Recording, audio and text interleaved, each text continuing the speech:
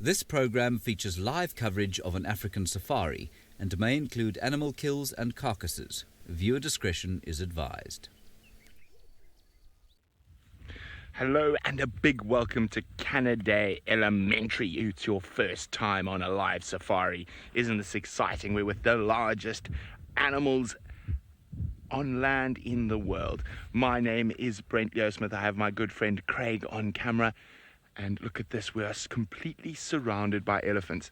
So these are three little boys. So they can be full of nonsense. Hello, little guys. So these are teenage boys, ranging from about 12. Apologies, we're not on school drive yet. It's a late session. But, so, welcome everyone. How cool is this though? We're completely surrounded by ellies. Some of you would have seen these guys swimming in the pan. There's another herd you can see coming through just to the left of these very wet ones that are completely dry. And they're probably going to make their way to the pan now. This is a really big female. Tristan is trying to film her as she walks past us. And I was trying to get a picture of Tristan just before we went. So there's Tristan and Seb. I'm just going to see if I can get a picture of Tristan through the elephant's legs.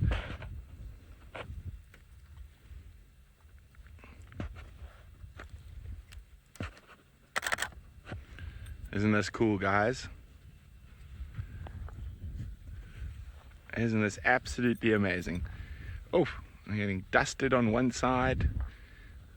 So we saw all those dry elephants walking past us, and we've got the wet elephants that were just at the pan. Here comes the wet ellies there.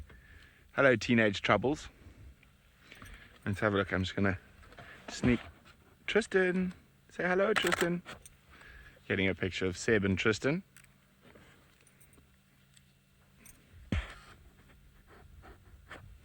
Oof, isn't this wonderful? Gina was that one elephant pregnant? Gina, there are about 45 elephants, so I'm not sure which one you were referring to. Here comes these little trouble causers, little teenage bulls. What are you doing? Don't get silly, you. Don't get silly with me. I'll sort you out. Yeah. Now you look sheepish. You just move off now. Okay, I think, what? I'll put my ears out, then you'll be in trouble. Batman, he doesn't like you. What deodorant did you put on today? Yeah, it's definitely you he's looking at. That's why he's going to the back of the vehicle, Batters. Remember, if you have any questions, hashtag Safari Live. I'm going to loop around because I think that other herd is going to head towards the Djuma Pan. I know Tristan is heading off to see if he can find the mating leopards he had this morning. And once we're done with these ellies, and it's a little bit cooler, we heard Hosanna was on his way back down from Buffelshoek into Djuma, so we're going to go have a look there. Now, these ellies are almost certainly going to go have a splish splash, and it looks like that some of the trouble causers, the little bulls that were already wet, are doing the same. For us going back for their second swim.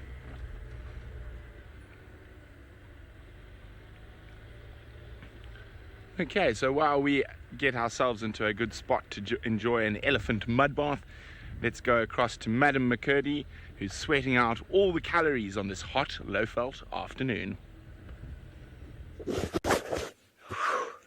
So sweaty. Hello everybody, my name's Taylor Sweaty McCurdy, and on camera with me today is David the Darby Eastall, who's also hot and is wearing long sleeves today because he wants to protect himself from the sun. Right, we've just left camp as we've got some very cool viewers in house at the moment, which is epic, from Australia. G'day, Sheila and Bruce. No, I'm joking, that's nothing. Right, we're here at some elephant dung. Let me focus and do my work now. We're going to go looking for elephants. I think we're going to go to those elephants that were at the pan. I know they were heading towards Ingas, but there was an elephant here probably a couple of days ago. Now, I think the birds have been here. Franklins, hornbills, starlings, all these other wonderful things. As they've opened up the dung quite a bit, you can see how it's all nice and spread out, but no dung beetles. I thought with all the booming insects around at the moment, because there are a whole lot, even found a caterpillar today, which was quite cool. You'd think that if you just turned over the dung a little bit, where it's still quite moist, you'd find something, but there's nothing. Okay. Well, it is upsetting. It's very upsetting. So we'll just carry on. So I think that's what we'll do, is we'll probably march in that direction. We're just going to let, I think William's desperately trying to go past us on the cruiser. He's already gone the scenic way around now. So we'll let him carry on. Here comes the next one. We're at the highway now. It's Opar. There's Opar. Wave, Opar! There we go. And there's Rexon, of course. You guys all know Rex. Sporting his shirt that says, actually, we have to show you. Africa's not for. This is a great shirt. You guys all need to get this shirt. Africa is not for sissies. That's great. Don't you think that's great? It's true, it's not. I mean, look at me. I shouldn't be here. I don't like the flies. Right, now Brent, of course, has beaten me to the elephants at the pan, but we will get them as they move away. Off you go back to him. They seem to be having a grand old time.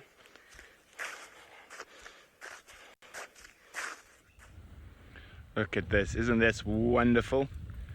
So that whole second herd that was charging in has really come to enjoy the muddy water of the pan. There's absolute fun being had.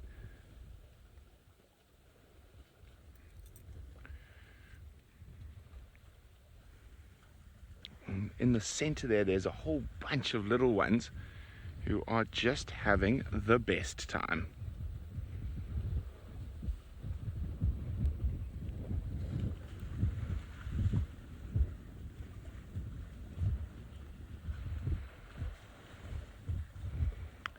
Aqua says they look very happy. Aqua, there's few animals that enjoy a mud moth as much as an elephant. Look at those little chaps. So much fun. It was a very quick mud moth for some of them, but others are seeming to be hanging around a little bit longer. That little one there looks like, yes, that one, having the best time.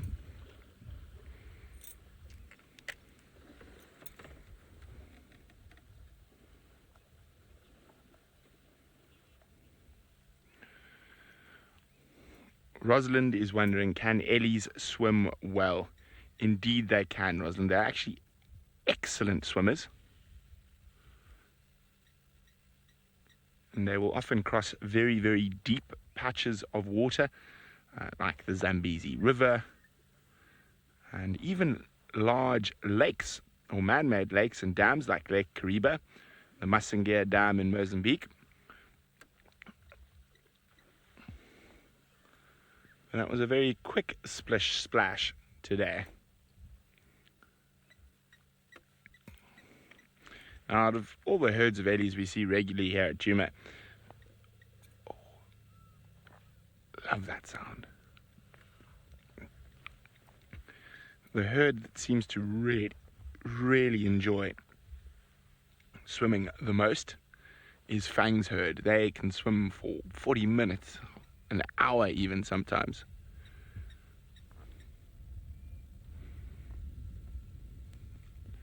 It's really great to have all these ellies back. Tristan was telling me for quite a few weeks there hasn't been much elephant activity around.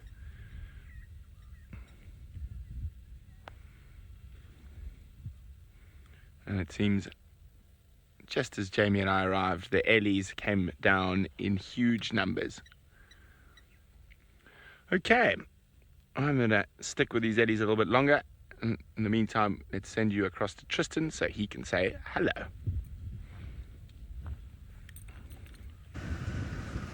Indeed, we would like to say hello to all of you. So it is a very, very warm welcome to Jigger with myself, Tristan, and on camera I've got Sebastian once again this afternoon. And it's a glorious afternoon. There's not a cloud in the sky, but it is incredibly warm this afternoon. And so that's going to hopefully work well and work in our favor, because Sebastian and I are off to go and find Tingana and his new lady suitor that we left in the shade at about 9:30 this morning. We stayed out a little bit extra and tried to stick with them for a while just to get her used to us and to try and just kind of spend a bit more time. And we actually got a really great sighting out of it. We watched them mate a few times. In fact, I think we watched it 4 or 5 times in total, which was quite nice. And she started to relax quite a bit. By the time I left, she was sitting fairly close to us and just watching us through the bush. And I mean, she was alert that we were there, but she definitely wasn't that same skittish leopard that when we first got there that was kind of just peering at us through the bushes. She had become far more chilled with our presence. So it just goes to show, if you just relax and turn off and sit quietly, then everything was okay. And the idea is to try and get her used to that we are around and that we're not a threat to her in any way whatsoever. But that's our plan, is we're going to go try and spend the majority of our afternoon with them, try and see if we can find them. First of all, it's going to be tricky to find them. We know that leopards that are mating often do move a lot. Where they went into was very tricky area. It's very dense, very thick, and it's not an easy place to traverse. And so that's why we're going to try and start from early in the afternoon. Even though they're probably going to be sleepy and not doing too much, at least at this time of the afternoon we've got time to track and time to look and try and find these guys before it gets a little bit darker. And then I'm hoping that later we'll see them getting up and moving and hopefully kind of winding their way through all the way down to the dam camp for a drink if they haven't already made their way in that direction. So that's the idea. Let's see how it goes, and hopefully we will get it right and we'll be able to have a really nice afternoon with the two of them. She's a beautiful young girl, thoroughly, well, not young, she's middle age, should we call her? What do we call her? Middle age, yes.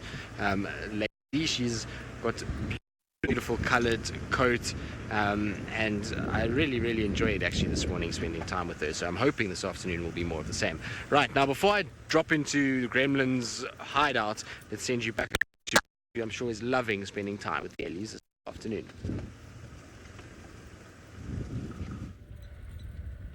Indeed I am. They've moved off a little bit, so I'm going to stick with them. There are a few left there, but I'm going to stick with the bigger group.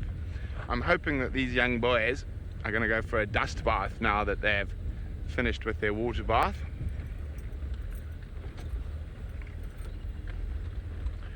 Hello, little troubles. Madeleine is wondering, how often do elephants take a bath? Well, it's very dependent on availability a lot of the time, Madeleine, and also on temperature. So when it's hot like it is today, they will they'll probably drink maybe once or twice today, but maybe swim like that probably only once in a day like that. And they spray a lot of mud on themselves to help cool down, as well as to try keep some of the biting insects at bay.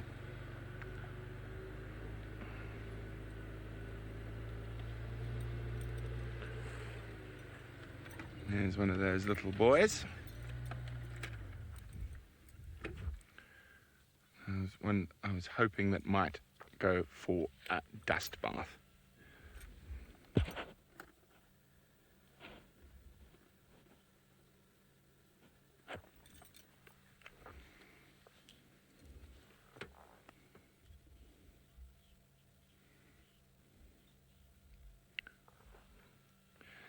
Timothy is wondering, how big is an elephant's brain? Well, Timothy, that always depends on the size of the elephant. But relatively big, probably on a big elephant bull, about the size of a football.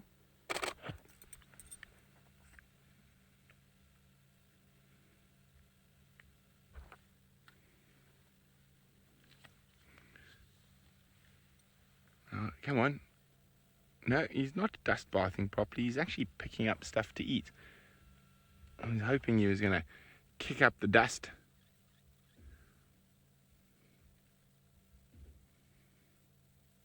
So probably close on 50 elephants around here at the moment. There we go. Now he's dust bathing. Very small, short dust bath. And it's quite common behavior. There's another one dust bathing up ahead of us there, making a bit more dust. Now, as I said, it's quite common behavior straight after having a good swim or a drink. Once they've sprayed that mud on there, they'll spray dust on top of their wet skin. I think just because it feels quite nice.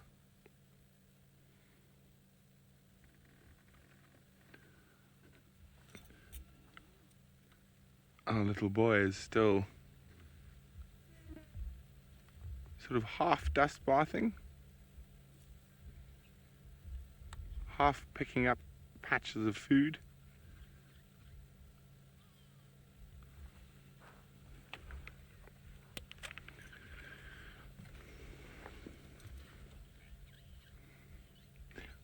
Peggy says, I just can't get enough of Ellies.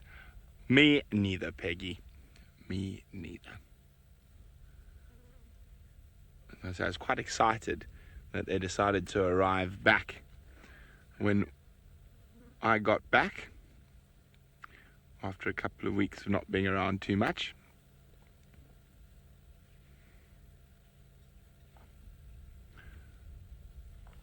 A little Birchall starling popping down, hoping that the elephant might disturb some insect it could pounce upon.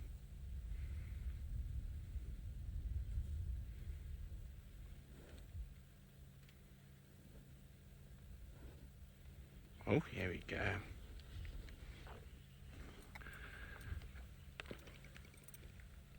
Gemma, whoopsie, would like to know, how often do we see the same herd of eddies?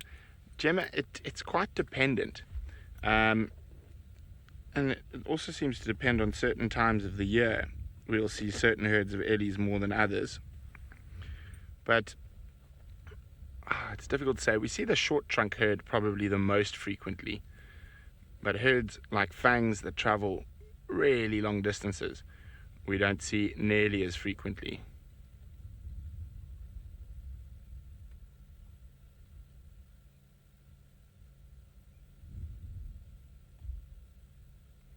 But short trunk herd probably once a week or so.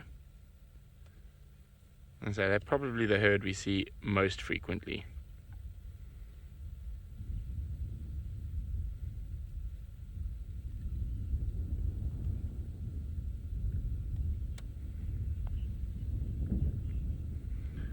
Okay, I'm going to sit with our young friend here a little bit longer. Meantime, let's send you across to Taylor, who's found eddies on foot. Well, look at where we are now. I've obviously lowered my voice just slightly. I'm going to shuffle around in a minute. But we're here with the same herd of elephants that Brent had, or has.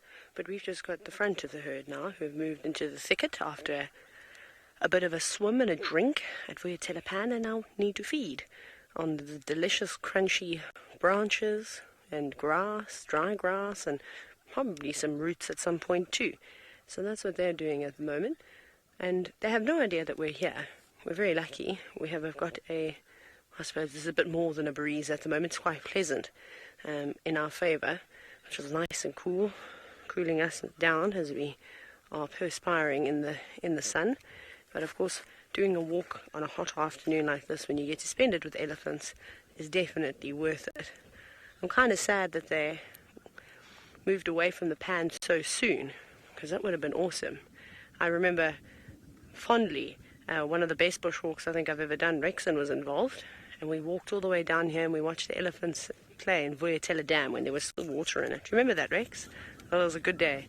It was such a massive herd of eddies that had come down. It was also in the afternoon. I think we spent about an hour with them just watching.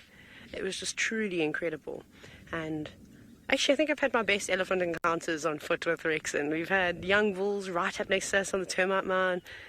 When I first got back from Kenya, we had one of the best walks I think I've done. We had Hosanna on foot with a kill, and he was munching away. And then later on, we then had elephants, a whole herd of elephants that fed in and around us, and then they also just fed at the base of the termite mound. It was really cool. You're sliding off the termite mound there, Darby.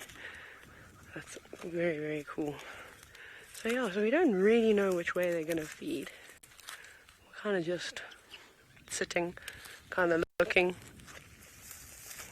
Yes, it's nice to get the different angles. Now, what's quite nice about where we are is we're in Termite Mound. We've got shade, strategic, right? You know, comfort and good game viewing. But we've also got this sort of wall of trees sort of between us. We've got monkey oranges, we've got some silver cluster leaves, some marula trees, and quite a few bush willows. So it's quite nice. It forms like this little belt all around us. So it's breaking up our silhouette. There is one area over there that's just feeding, which we should probably just watch for. The reason why I say that is not because we're worried, but we don't want them to sort of see us. I'm actually going to sit right down, just so that I'm out of the way. And also as they start to get closer, I'll probably lower my voice because we know how well elephants can hear. But I think with them crunching through all the trees, look, here comes one now, all the way around the corner.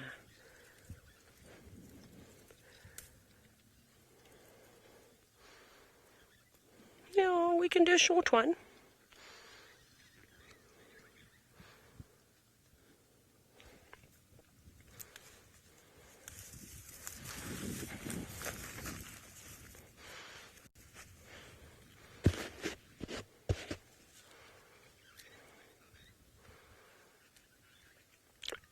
Good afternoon, everyone, and welcome to this incredible bushwalk here in the Sabi Sands of South Africa. You heard me right. I'm on foot as we speak, as we sit with this herd of elephants. My name is Taylor McCurdy, and on camera with me today is David, and of course we've got none other than Rexon walking with us this afternoon. Now, if some of you are familiar with Safari Live and you do watch our dam cam, you may have noticed there were some elephants that were swimming around at the pan, and that's exactly where these elephants have come from. Now, if you're new and you've never asked us questions before, because this is a live and an interactive safari that you're watching, all you have to do is comment away and, well, ask me anything, preferably about these elephants. Now, if you're really worried about my safety, you don't have to be.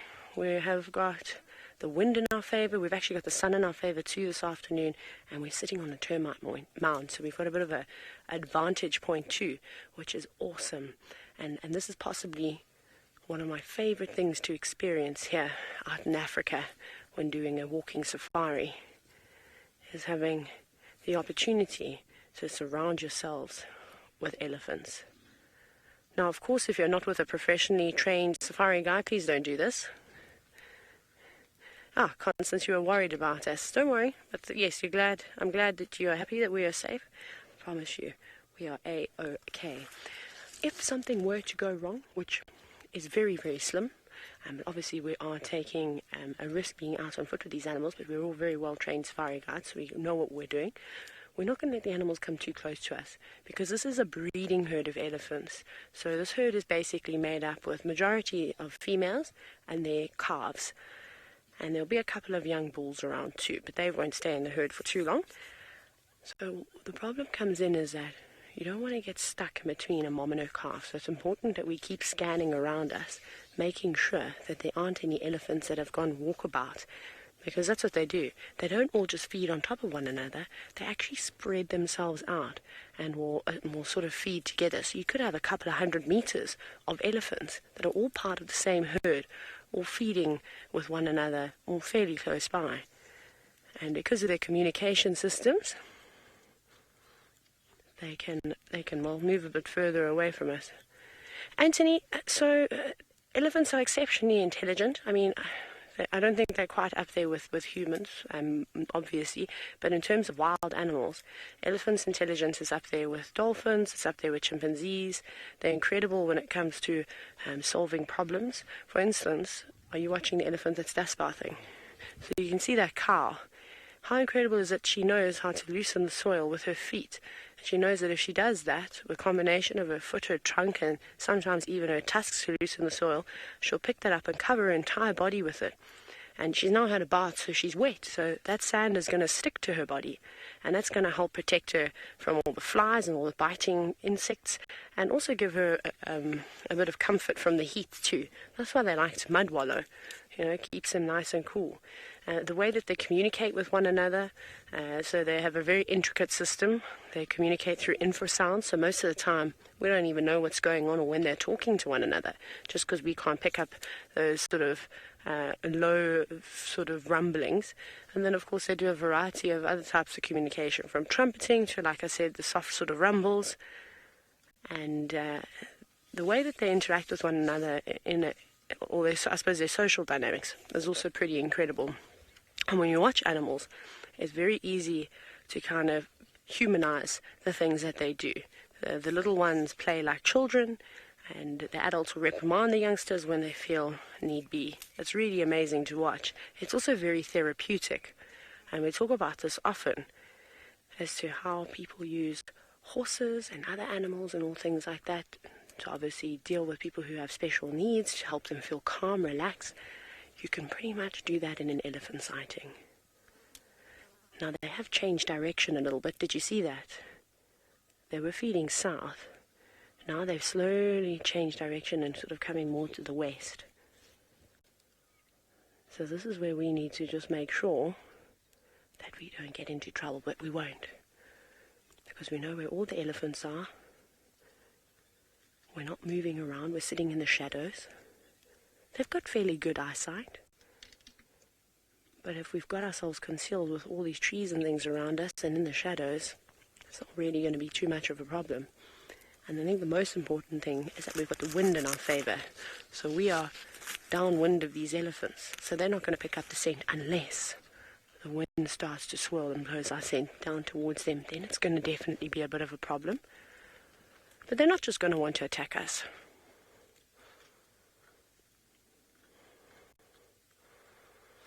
Ivora, yes, this is magical. I could sit here all day long. Well, I hope that you enjoyed just a short visit with some elephants on foot. And you can actually carry on watching us if you'd like it. And if you enjoyed this little segment with us, all you have to do is hop onto Google and type in Safari Live. The best way to watch us is, of course, on YouTube. But from myself, Rexon, and David, we wish you a happy afternoon. And we hope to hear from you all soon.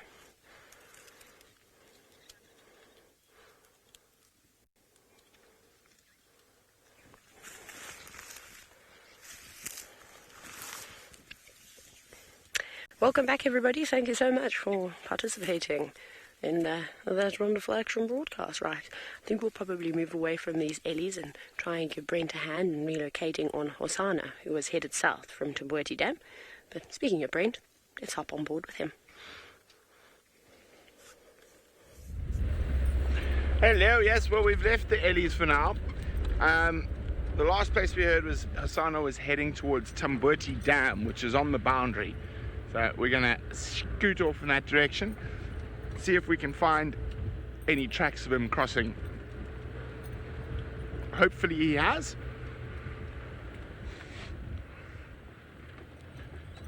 And hopefully he's going to, well, depends which way. Hopefully for us he's still a bit hungry and we might see him on the hunt this evening. Or hopefully for Hosanna he managed to catch something. Although I think he was just playing voyeur most of last night and this morning, watching Tingana and that unknown female.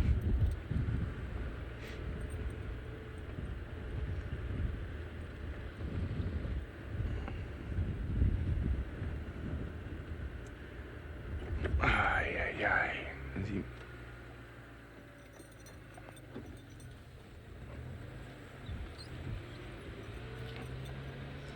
Well, quite sure who's been missing Hosanna. I think we spent about 3 hours with him yesterday.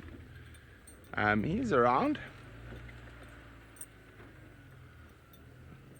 That is an old Hosanna track, not a fresh one.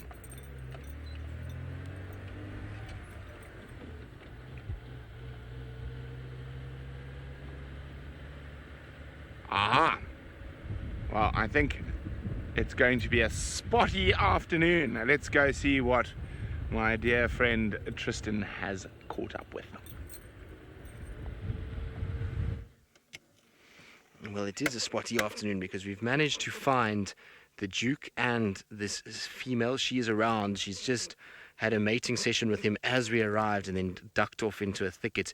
It's really tricky where we are. In fact, I am not even convinced I'm going to try and get us out of here once we've now gotten in. It is a tight, twisty turn to try get through all of this nonsense, and where they are lying is almost inaccessible. So we got very lucky that Seb had eagle eyes and spotted Tingana from a mile away through all of this nonsense, and that's how we managed to find them. And then obviously when they mated, the sound of it makes it much easier for us to find them. But she is here as well, and she was fairly okay when we first arrived. She kind of was sitting up on the bank right next to him, and we kind of drove in, and she stayed like that for quite some time.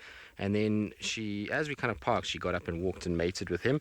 And then she's now just gone off behind a little bush just to go and hide away for a little bit. So I think she's just kind of working things out once again. She'll definitely come back. I mean, we know with mating leopards that she's going to spend the majority of her day following him around. So as long as we can keep tabs on Tingana, well, then we should be okay. The problem is from this particular spot, unless they walk towards where I am, there is zero chance of us finding them again. And in fact, I don't even think another vehicle will get anywhere near where we are at the moment. It's taken a bit of kind of engineering and I don't know, but of good fortune to be able to squeeze ourselves through here. And I honestly don't know how I'm going to get us back out again, but that'll be later Tristan's problem. For now, we're just going to enjoy the fact that we can see them. But Tingy, you can see, looks quite tired, doesn't he, and quite hot.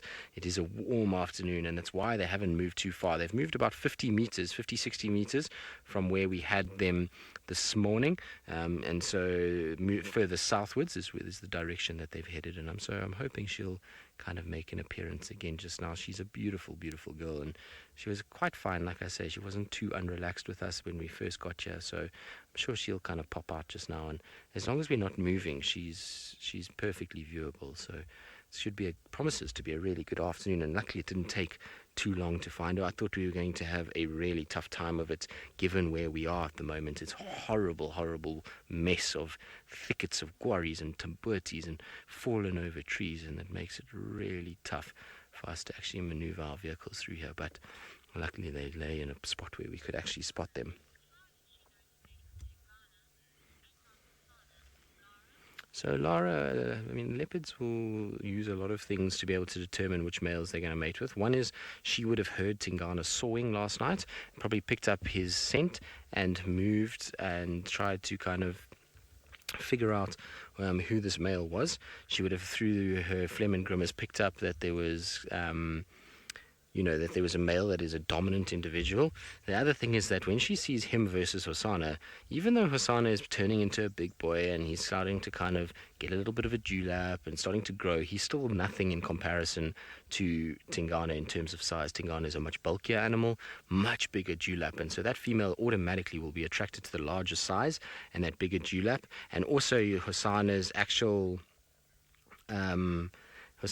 behavior in the presence of Tingana will also indicate to her that he's a submissive male to Tingana, and that means that he would be able to, or she'll be able to work out exactly who is who, and who is the more dominant, and she would want to mate with the dominant individual and try her very best to kind of mate with him rather than a submissive male. Although there have been reported cases of females mating with both a dominant male and a bit more submissive male in the past in the Sabi Sand, so who knows, maybe if Hosanna had stuck around he might have got lucky, but I don't think Tingana would have really enjoyed kind of him being around, and so maybe he got a bit snarled at and a bit kind of hissed at, and that maybe then led to him moving off. And it sounded like he was moving back into Djuma Hosanna as well from around Tambuti Dam and Vubu Road area. So I'm pretty sure he should kind of appear at some point this afternoon as well. But it really is going to be a steamy start to our day, though. I'm just sitting here and it's very warm, so I'm not surprised these two have found this area to lie down. It's really shady and kind of much cooler on that little high slope than it is where we are. We're kind of going down into the drainage. There's not much of a breeze here, but I can see the kind of leaves are moving in places where they are, and so maybe a little bit of a breeze. But you'll also notice that Tingana is breathing heavily, so lots of panting at the moment to try and just kind of cool himself down as much as possible and try and kind of control that temperature when it's so hot like this. Now, Brent is shouting in my ear because he's having a full-on conversation with the others about Hosanna, and I feel like I'm deaf now. Brent, quiet. He needs to give Brent some direction, otherwise he just makes a lot of noise. And between him and Taylor, should be actually a loud drive, to be honest. Right. Now, we're going to figure it out and figure out how we actually can maybe get ourselves into a slightly better spot to see Tingana. And while we do that, though, let's send you back across to Taylor, who must be loving the fact that she can spend some time with Ellie's on foot. I cannot tell you how much I'm loving these elephants at the moment, and they're coming so close. So close. It's so cool. There's even a tiny little baby coming. Maybe in about 30 seconds. It'll come out into the open. It's just that one there passing the marula tree. There's quite a big cow coming through, and then I think it's her calf. I'm obviously whispering now, because they are getting fairly close, and we just need to be, obviously, just cautious. But they have no idea we're here, and I even swatted a fly, and they didn't know. The fly just got to me, and I couldn't stop swatting. It was terrible. But now I'm at peace again because I'm watching the elephants. So all is good in the hood.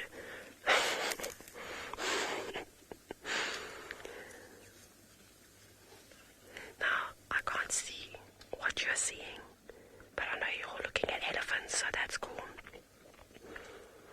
But I think that this is honestly one of the best way to view animals, and especially something like elephants that are so social and are constantly busy and on the go. Obviously, lions sleeping, watching them on foot would be really boring, and I don't think too exciting. It'll be exciting in the beginning, but that would wear off. But the fact that these elephants are just going about their day without any idea that we're even here is so epic. I can't tell you how amazing it is. Look how calm they are.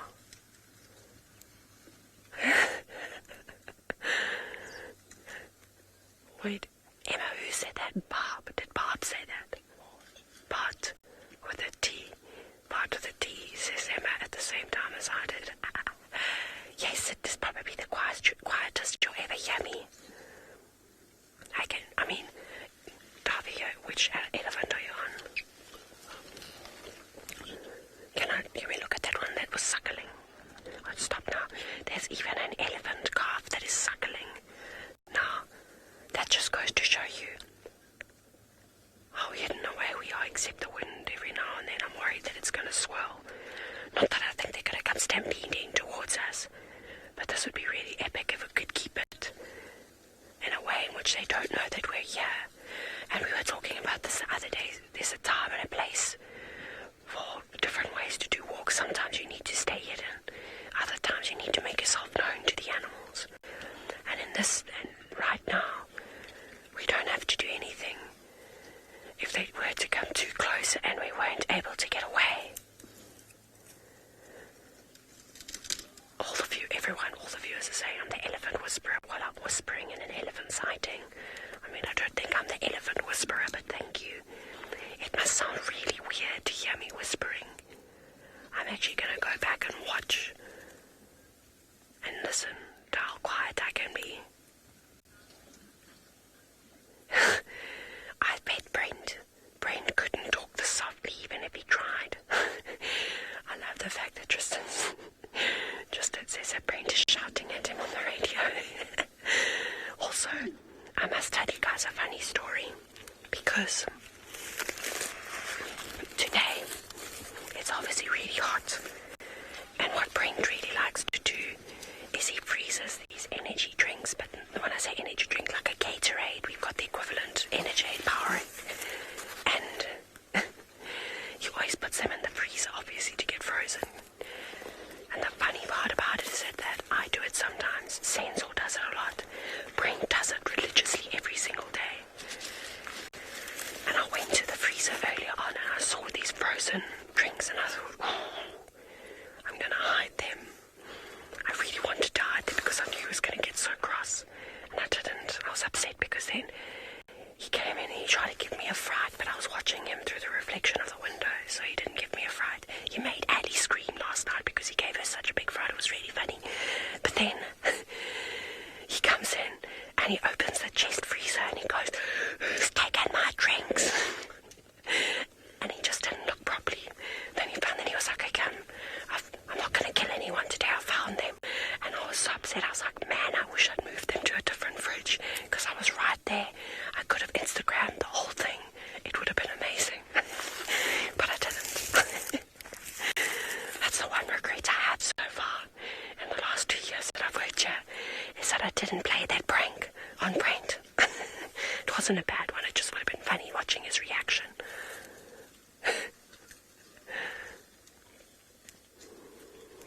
I mean, I'm even laughing quietly, which is bizarre. Right. I'm probably whispering so much that you're all going to fall asleep. And, well, seeing as though there's one animal that's sleeping on the property, Tingana's woken up, but Tristan's having a snooze. Yes, well, Tingana is out cold at this stage. He is not in any way moving.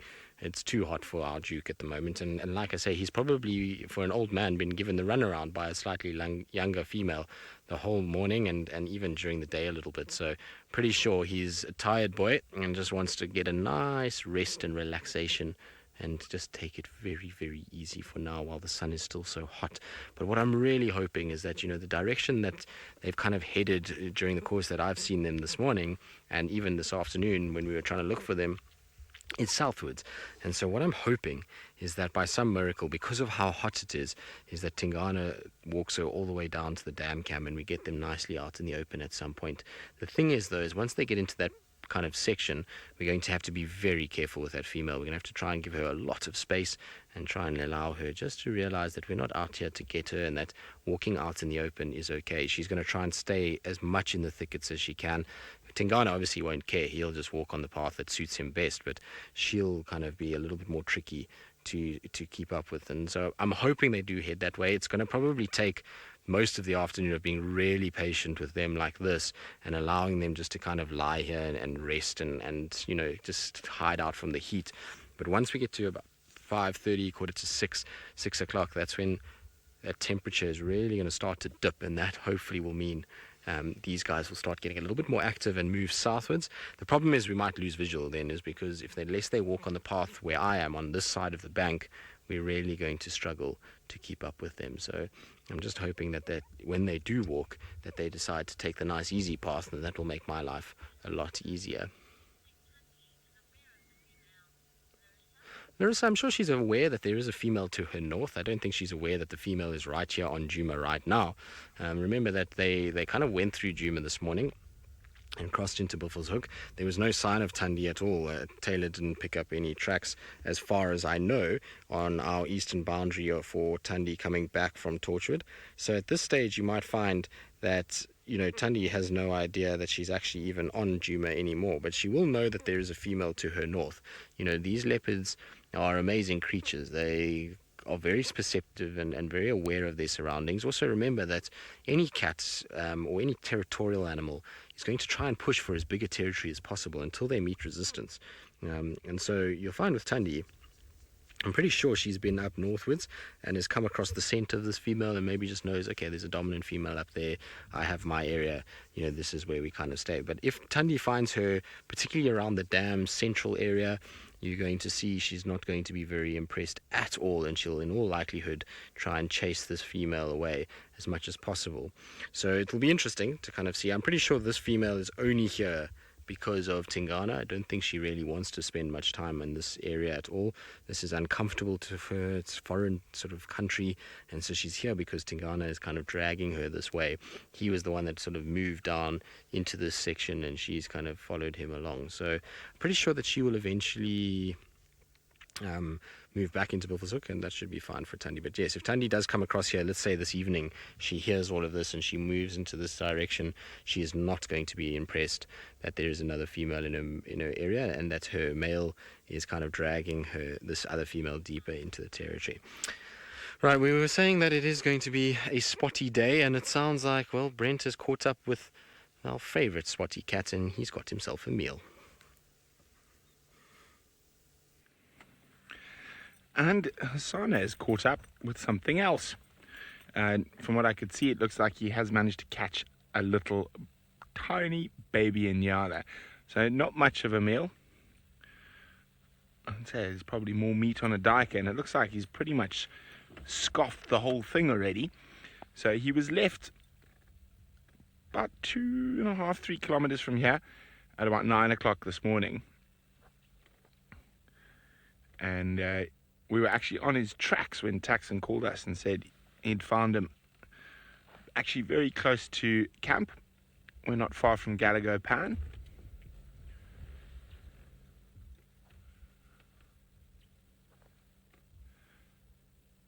Munching away. Well done, little man.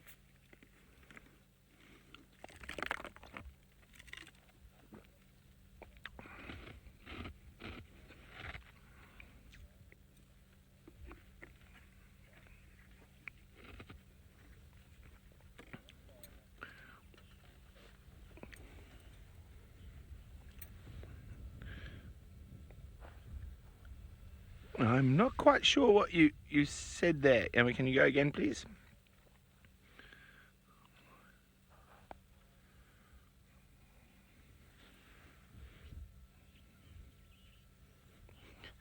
Oh, Two Winds trying to get me into trouble. He says, take that, vegans. Yes, well, I doubt you would ever find a vegan leopard.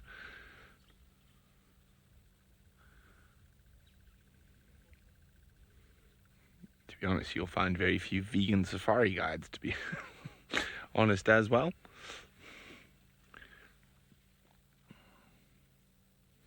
That old adage, meat is meat, and you must eat.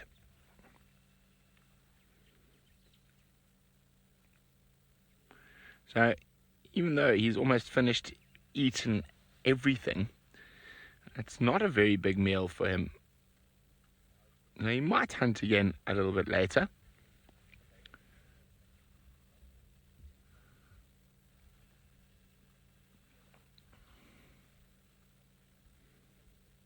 You can see how he's turning his head to the side to use his premolars like a pair of side cutters. And that's to cut through the skin.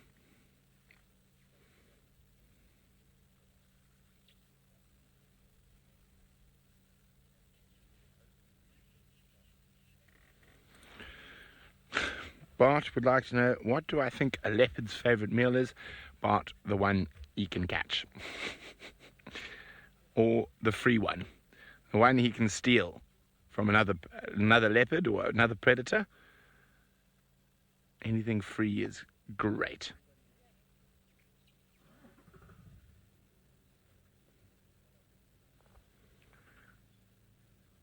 Now, he's obviously caught this, I would guess, probably around midday. And it's actually quite a good idea to hunt at this time of the day, because what that means, sorry, I was trying to turn down my game drive radio, it was very loud.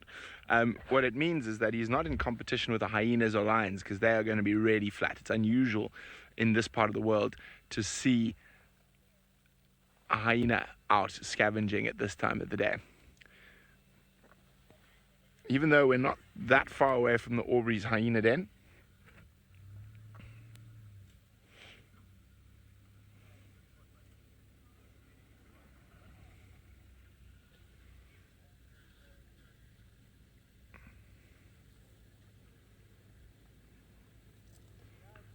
there's very, very, very little left. Hi guys. Come in Yari on Gallagher Shortcut. Yeah. Enjoy.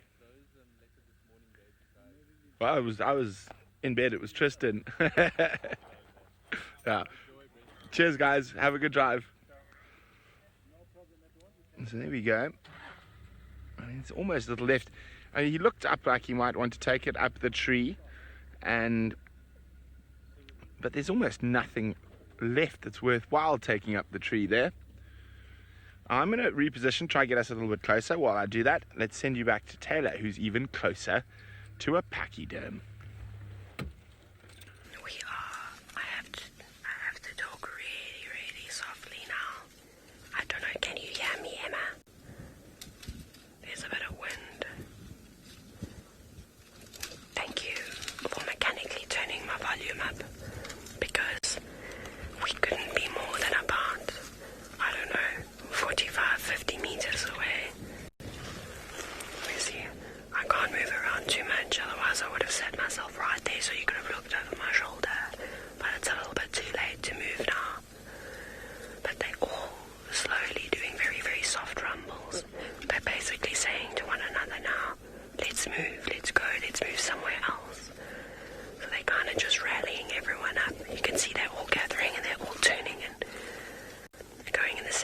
direction now.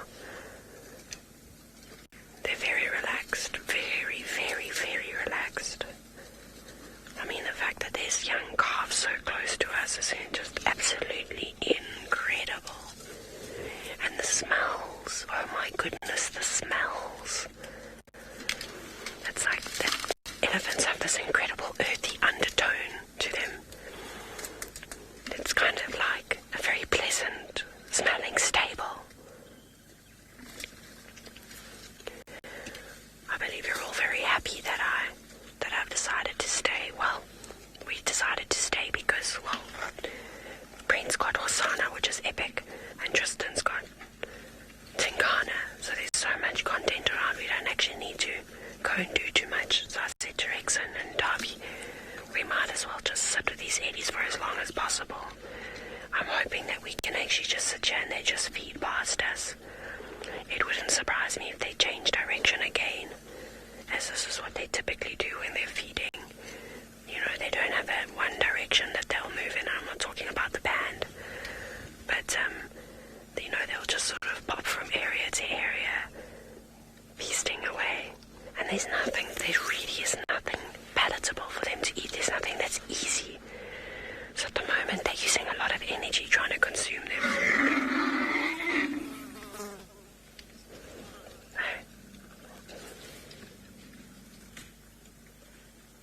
Oh, there. Wow. Do you see that, David?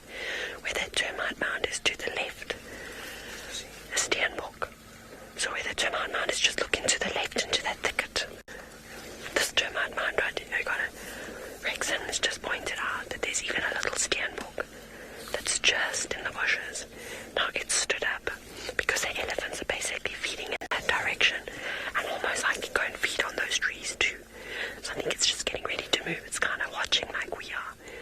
But I must be careful because that steenbok could actually end up giving the elephants a big fright. If you don't know what a steenbok is, it's a very, very small antelope. And it's just been resting up in the shade. But we know that the elephants are going from thicket to thicket. Mrs. Lapwing, no, I'm sure there's lots of bulls in this herd. But the bulls that'll be older won't be right at the front of the herd. They're going to be towards the back. So what will happen is we've got the head of the herd here now, the front end.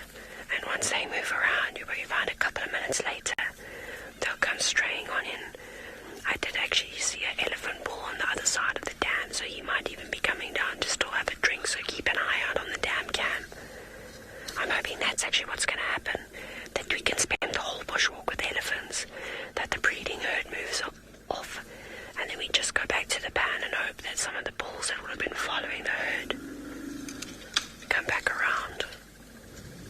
You can hear a couple of young elephants getting a bit annoyed and frustrated. You can hear that sort of trumpet. That I can't make the sound now. But it's basically they're wanting to suckle and Mum's not really standing still or allowing them to do so. Wow, I wish everybody could have an experience like this. It's truly, for me, it's hands down the best thing you could encounter on a safari is something like this. I just actually got a fright because I was like, oh, those elephants are close when they broke the branch. Oh, this is awesome. We get to sit in the shade. There's a breeze blowing and I get to sit with my favorite animal in the whole wide world. It really, really doesn't get better than this, I'm afraid.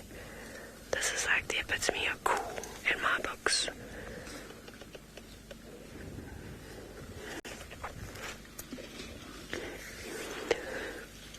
Well, I'm going to keep sitting here with these elephants and flicking the ants off of my legs as they try to crawl up my shorts. Tristan is still sitting with Tingana, but I think he's going to play the patience game this afternoon. Indeed, we are playing the patience game. We are sitting, waiting for our Duke to pop his head up because I think that will attract our female to come in. And, oh, hello, are you having a little twitch there? Is there an insect bothering you, or are you talking in your sleep like your son? Dingy? whatever it is, he's talking like his son. Father, son are the same. Now, we had Hosana do the exact same thing the other day. Maybe not as twitchy around the eye, but definitely a little murmuring around the whisker area. I can't see any flies landing on his whiskers that would trigger him to be reacting that way. And you can see, look at his paws are even twitching too. Are you having a proper dream, Tingy? Look at his paws. Maybe he's dreaming about running away from this female and getting some peace and quiet. Or he's fighting with somebody in his dream, because there's lots of twitching going on. This is classic.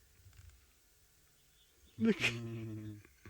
You can see his feet are even going. Shame, boy. This is a proper dream you're having.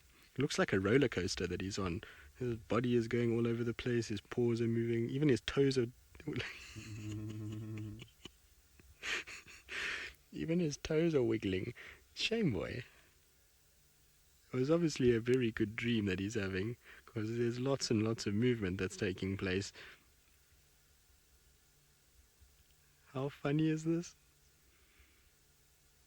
Absolutely classic. Mrs. Anna, you say so cute? Yes, it is very cute, considering we're talking and he's still sleeping. I think he's going to wake himself up with the amount of movement he's doing. He's kind of jerking and twitching all over the place. I wonder what he's dreaming about, or what is going through his mind that he's twitching all over the place. Very, very cute. Now, before we kind of watch him lull off again, let's send you back across quickly to Asana, who's going to have to compete with the scavenger. Okay, well, a hyena appeared out of nowhere. Hasana has taken what is left up the tree, and that happened seconds ago. So I'm just going to move around because he's in a horrible angle from the light. So let's pop around. The hyena managed to get one spindly little Inyala leg. Watch out there, batters.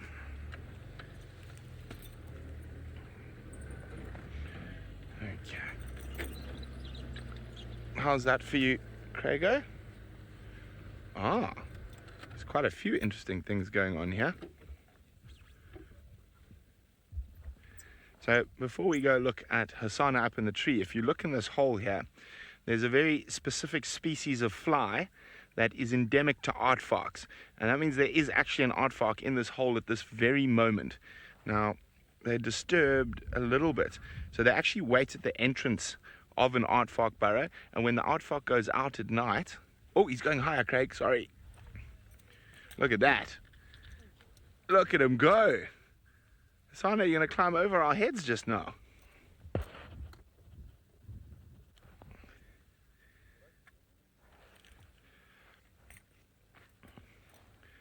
Isn't that awesome? So that proves that you never know what's going to happen out here. I mean, the chances of a hyena being up and awake at this time of the day in this heat is very slim. But as I said, we are quite close to the hyena den. Isn't that awesome? He's directly above us there. He's watching. There's the hyena there. So there's the hyena that sent him scurrying up the tree. I can't see exactly who it is from the Djuma clan since it's hiding behind a bush. Now, Jess is wondering, will Hasana eat the bones of that baby Inyala? Yes, it is a young enough animal that he will almost certainly eat the bones. We should be able to hear him crunching through them shortly, actually.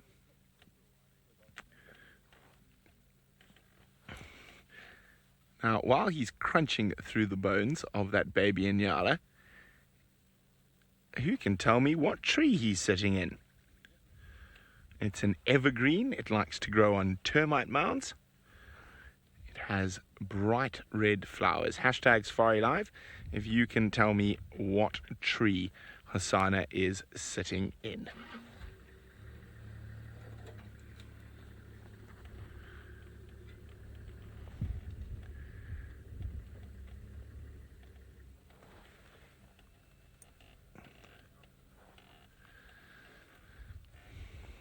Okay, look at him. He's watching that hyena now.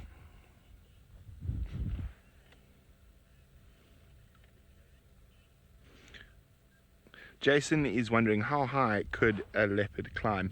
Well, it depends on the type of trees. I'd say, what is he now? 1, 2, 4. He's probably 7-8 meters up at the moment. So they can climb. I've seen leopards 20 meters, 25 meters up. It all just depends on the type of tree.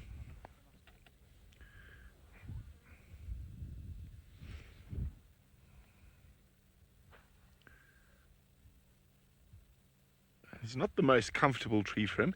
Not a lot of shade, and it's still quite warm, and he's sitting in the sun.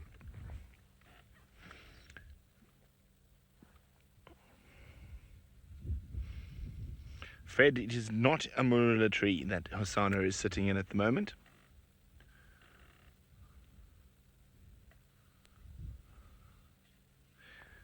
Zephyr, it is not a jackalberry either.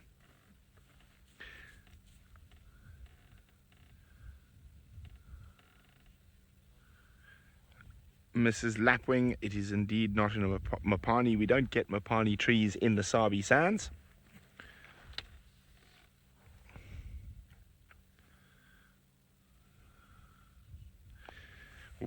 Well done, Nico. It is indeed a weeping boerbean, Scotia brachypetala.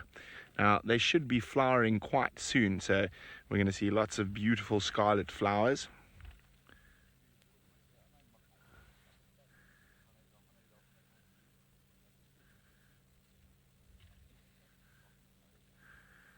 Isn't this absolutely stunning? Way up, right above us.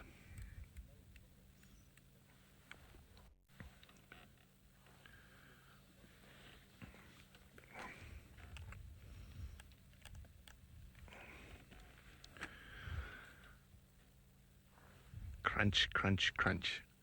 I mean, there was very little left of this carcass already. So, I think it's a good... There he is, watching the hyena again. Look at that. I mean, he's crunched through the whole skull already. Actually, you saw the brains spew out. He's just trying to get comfortable at the moment. As I said, it's not in the best spot for him. Also, he's right in the sun there, so he's getting a bit warm. Okay, let's move around. What do you think, Craig? Let's get around to the other side of the tree. Okay, well, I get ourselves into a different position. Let's send you back to Taylor with elephants on foot. Yep, we haven't moved except the Ellies know we're here now. A couple of them and some of the bigger cows have stopped and had a look at us, but not done anything threatening other than just stare at us and kind of smell. So I'm still going to keep my voice down. That's not going to change. You can see there's one cow. She's facing us now, the big girl. Cool. So that one that you're looking at, she knows we're here and she's basically just keeping an eye on us. She's got a little calf, but she's so relaxed with us, she doesn't mind. She obviously knows that we're just going to sit here and be quiet and not disturb them. I'm sure she was a bit shocked initially that she didn't realize we're here from the get-go. But the fact that she didn't flap her ears at us, that she didn't do any of those things, we're not going to move, we're not going to back off. We'll just sit and let them feed around us. She's given us the go-ahead that she's fine with it. She doesn't mind us being here, but if we were to move around and shuffle, we'd definitely cause a bit of a problem. We see the fact that she's eating, but still keeping an eye on us. She's not pretending to feed, like sometimes the elephant bulls will do. So that's really good, and I think she's one of the more dominant cows in this herd too. I don't know if she's quite the matriarch, but she's definitely one of the older cows. There's another youngster who's just having the most amazing sand bath now, just in the middle off to the right of the marula tree. And I think it's a young bull, looks like a young bull. And everybody seems to be dust bathing in the same spot.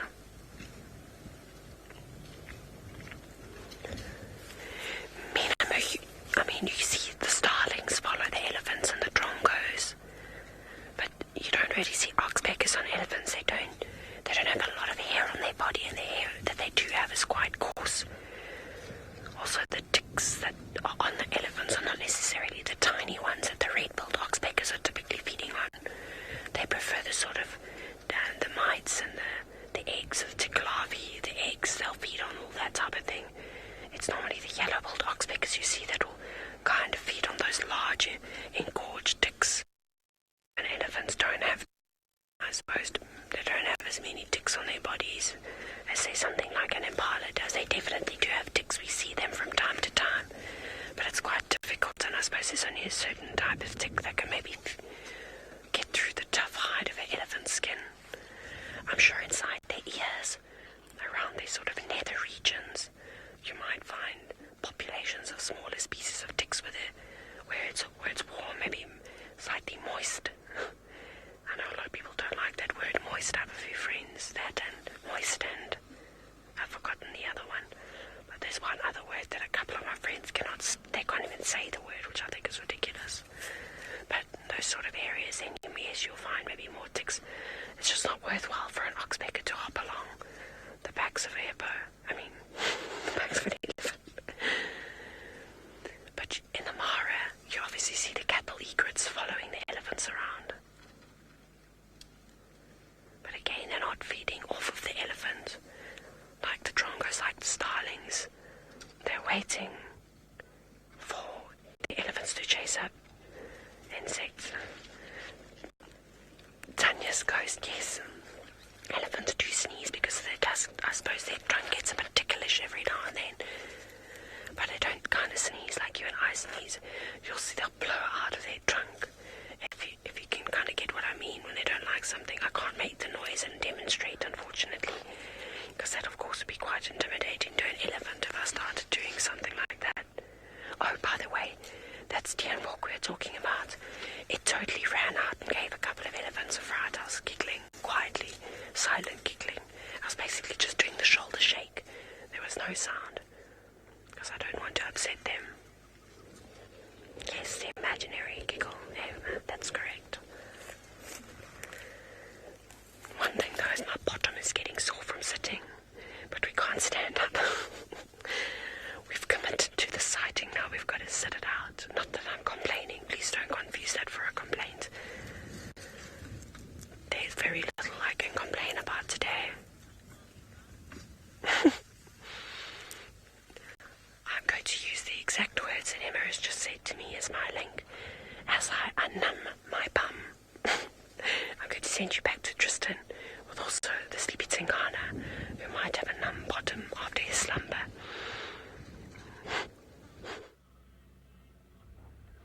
Well, isn't that absolutely gorgeous? He's right at the top of that scotia.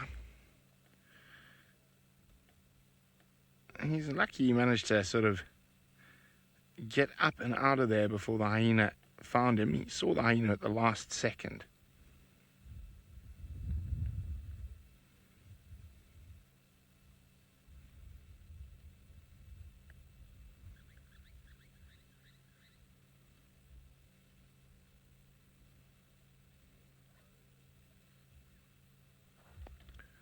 He's watching the hyenas. The hyenas are meandering about. There's now 2 hyenas, one sub-adult, and we can't really see them from where we are at the moment.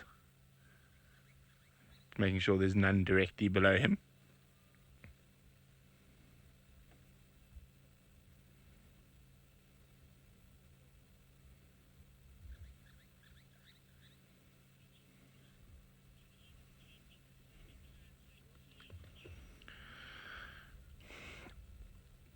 Paula is wondering, do leopards tend to prefer climbing certain species of trees?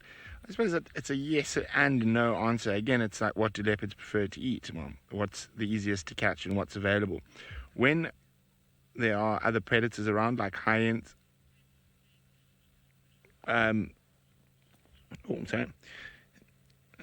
Oopsie, Emma's on the wrong radio. Sorry about that. So, yes, they do tend to enjoy certain species of trees. But again, if there's a lion or a hyena, or even a bigger male leopard around, the closest available tree tends to be the one that is chosen first. So It all depends on situations. But for lounging about in, jackalberries and marillas are quite favoured, and scotias. But when it comes to putting a killer in a tree, especially under pressure, the closest tree is the one you want.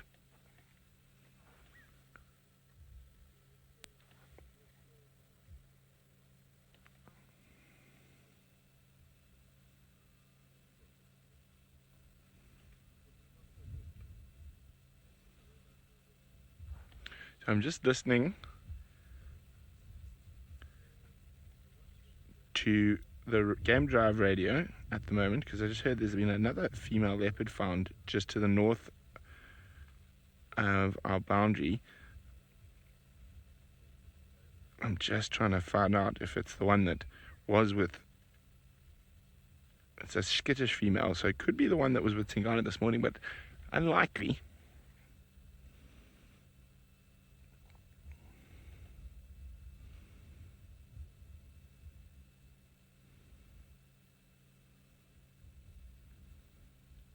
It's a bit too far away. I think it's the other skittish female from the north. Also unnamed as of yet.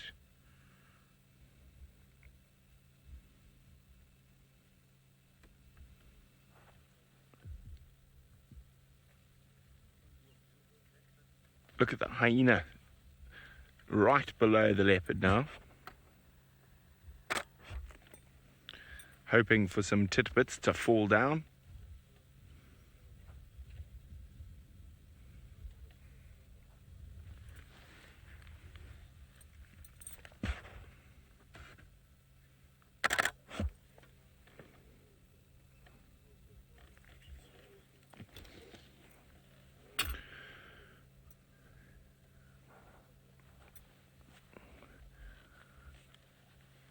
Oh, don't drop it now, Hosanna.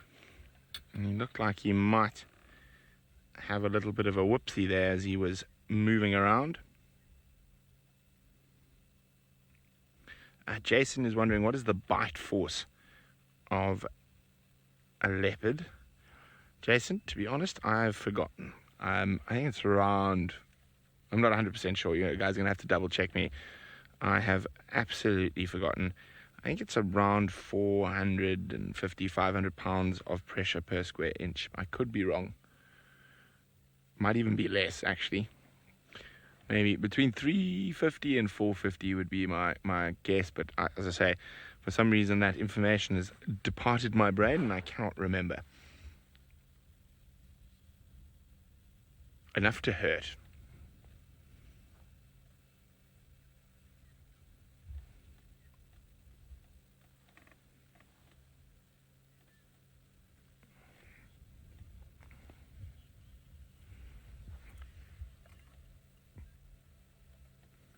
Okay, so we're going to wait patiently to see what Hosanna gets up to next. He might go for a drink at Galago Pan.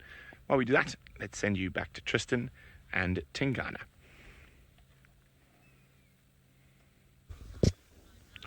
Well, Brenty, it seems patience is the order of the day, because we are also waiting very patiently with Tingana for his mistress to arrive and to show up on the scene. It's really starting to cool down quite nicely now, so I'm really hoping that she's going to get up and start kind of making an appearance fairly shortly. But for now, it's all still the same. Tingana is still fast asleep, panting away, trying to stay nice and cool, and still no sign of her reappearing once again. I would imagine, though, that she must make an appearance fairly soon. It's been quite a while since they've mated. They mated when we first got here, just before we saw all of you guys for the very first time with them. And so it's about that kind of time now.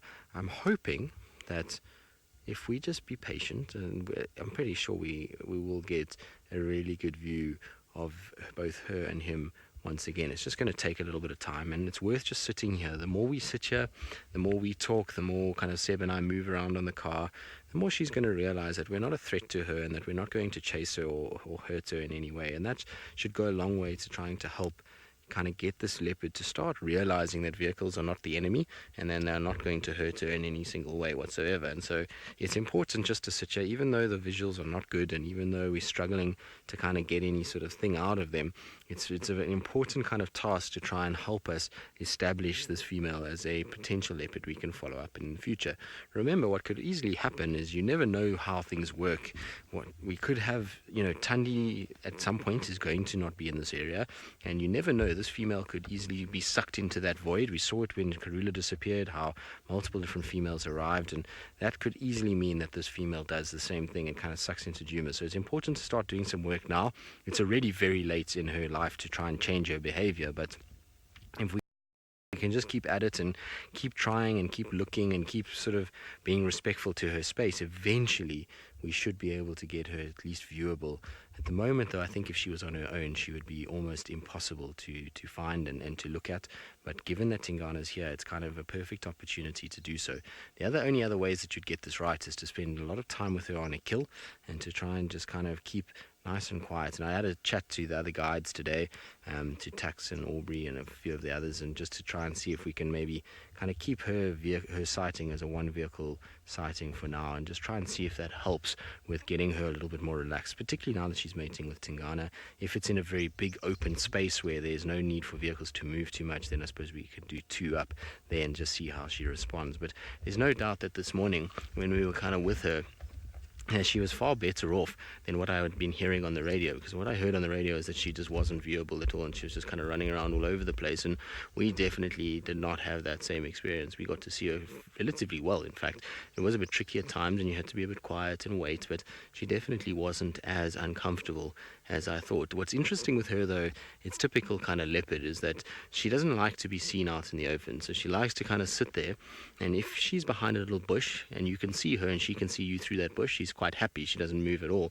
But if she's lying out in the open and you get a straight line of sight with her and there's nothing between you and her, then she doesn't really like it as much, and she'll just slink in behind a bush and then lie down again. So thickets are her kind of friend, and that's exactly what she's probably doing now. She's probably in all likelihood watching us. I just can't see her at all. I've been scouting about under all these bushes, trying to check for any sign of movement, a flick of an ear, a flick of a tail, but so far no sign as yet. She will come out, though. There's definitely going to be a time where she's going to come and mate. As it cools, these two are going to have to go for water. They must have lost a lot of moisture during the course of the day. They've been active, they've been moving, and so I'm pretty sure that they will go for water, both of them, and that's going to be our opportunity to really get a good sighting of these two. So, like I say, patience pants for now, and while we sit with our patience pants on, Brent has got his patience pants on. It sounds like he doesn't really need them because Hosana is clowning around in the tree.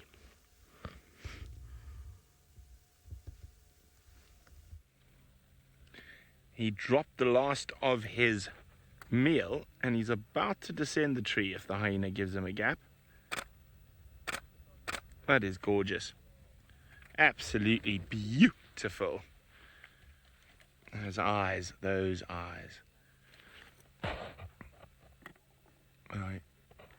I'm just trying to think. What do you oh no, we're not going to have time to move. We're going to have to sit it out right here as he comes down.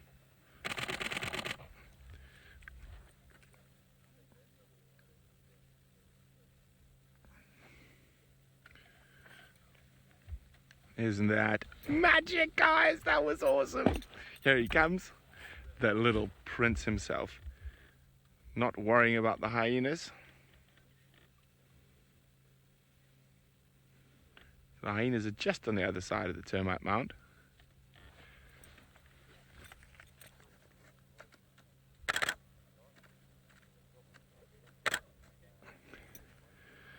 Tom is wondering, do hyenas actually hunt, or do they just use leftovers? Now, Tom, a lot of hyena behavior is area specific rather than species specific.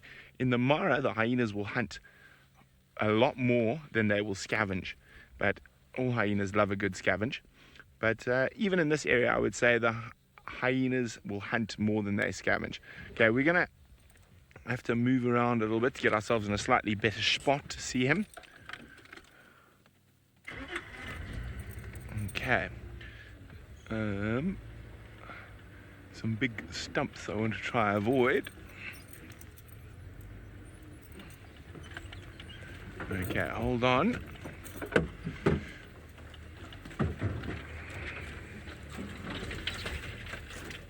Oh, thorns.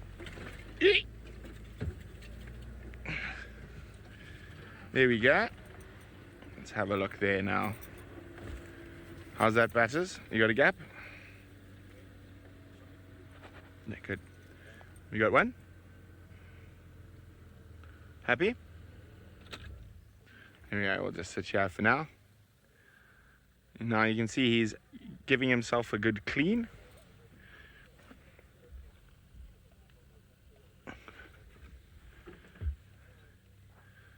Hyenas are still around, and he's not too plussed. Without food, the hyenas don't really pose a threat to him.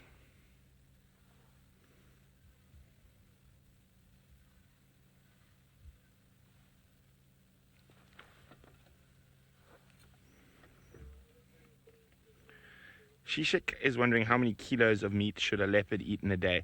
Well, it's not really a day. They can actually go probably 10 days without a meal. But on average, a male leopard will eat about 2.5 kilos a day.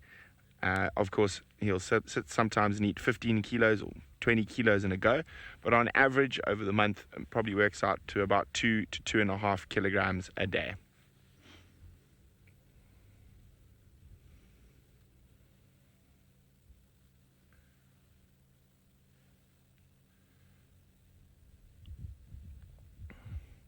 Now, if we're lucky, which I hope he's going to do, is he might head down to Galago Pan for a drink after he's finished grooming himself.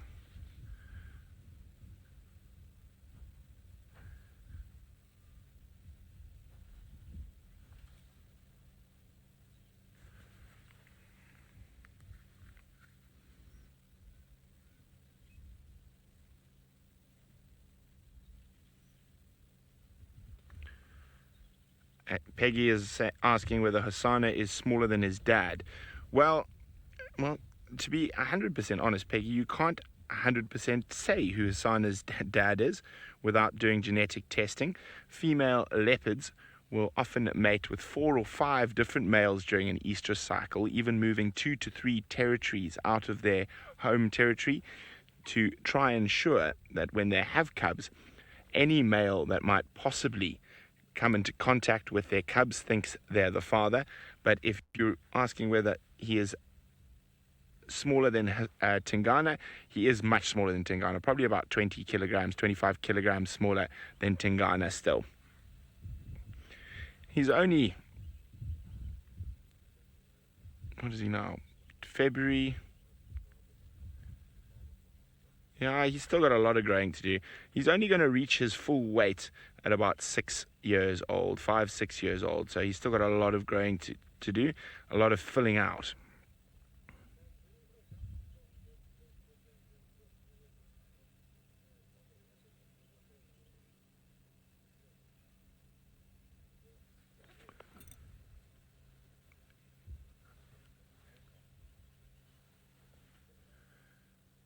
And you can see he's panting quite heavily now that he's fat and full.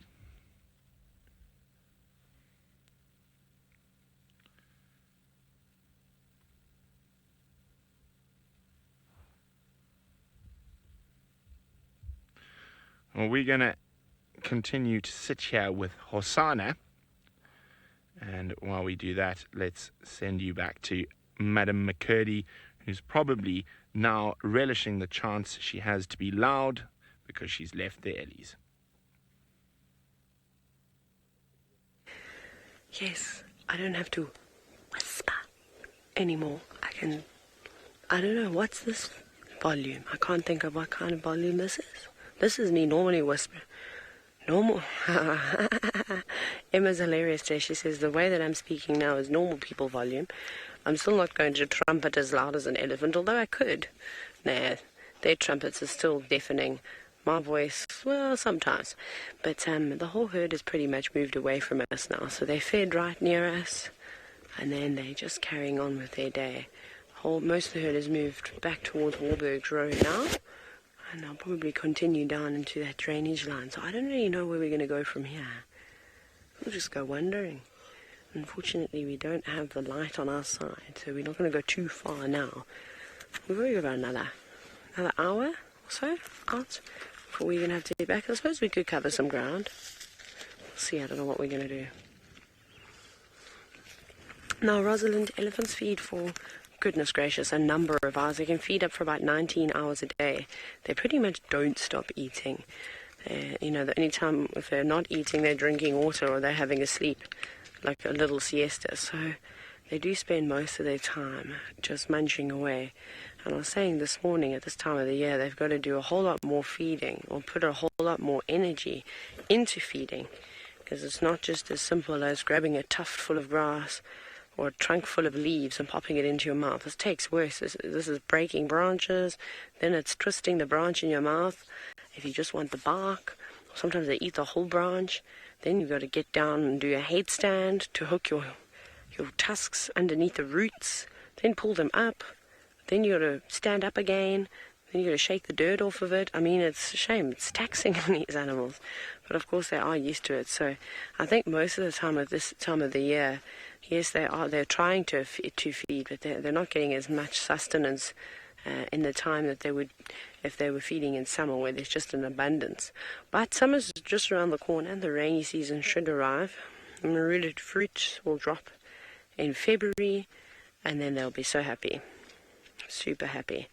Goodness, well, very exciting, even though the elephants have moved away from us. Finally, the king of Djuma, or the Duke, is awake. Well, he is awake indeed. He's got his head up now and looking about, and I'm hoping that's going to trigger that female to come in and try and mate with him. It's why we kind of asked for for Taylor to come to us, because I'm hoping that with his head up, she spotted that, and she's going to move in and try and mate with him.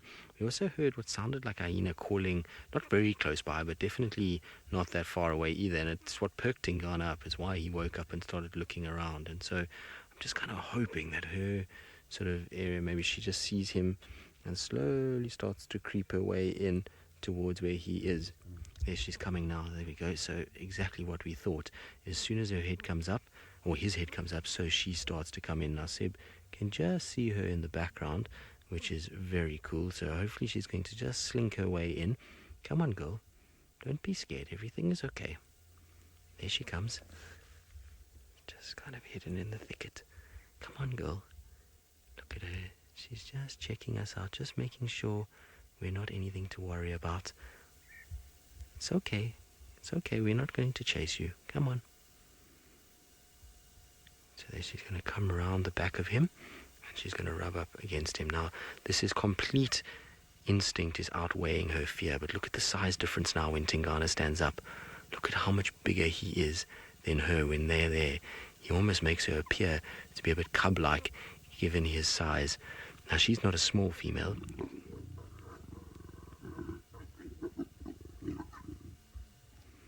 So she's not a very small female at all, but she is very light in coloration. But look at that, isn't that magic? So our patience has paid off, just sitting and waiting. Now, Tingy, don't you go down over that bank. I'm talking to you. Now, you see, she's going to watch us a little bit. No, he's going to lie down there. Perfect. Now, she's going to watch us, and I'm intrigued to see her behavior from here.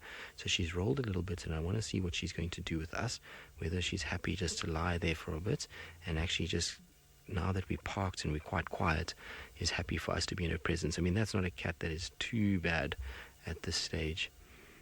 It's okay, girl. We're not here to hurt you.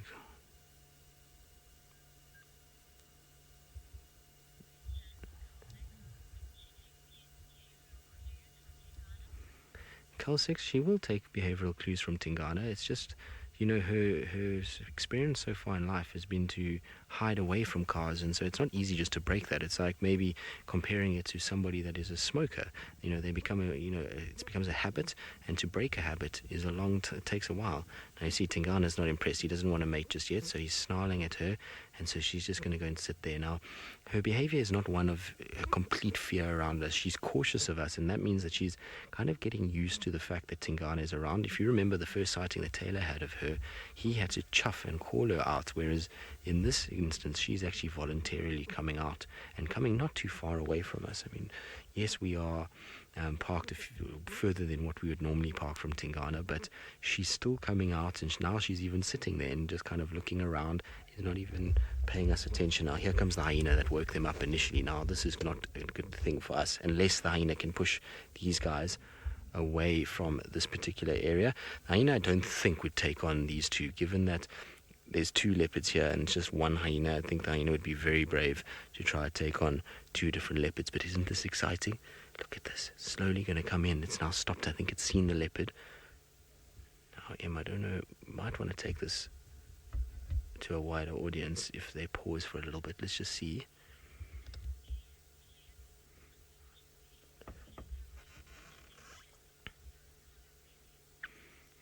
I'm pretty sure this hyena is just going to stop and see Tingana. It's going to look around. Often with hyenas, they just assess the situation. So they stop, they look, they just sniff. Oh no, it's going to lie right there. It's decided, nope, I'm going to see if you guys are going to move. The good thing about that is that I'm hoping it's going to make Tingana and this female move to our right, so from their left-hand side, and not across into the drainage line. I'm hoping this is going to maybe push them a little bit into more open stuff rather than the thicket. But you can see she's lying there now, completely unfazed by us. She's got her back to us. She's not even looking at us, which is exactly what we wanted. It just takes a little bit of time and a little bit of patience, and we'll get this female right eventually.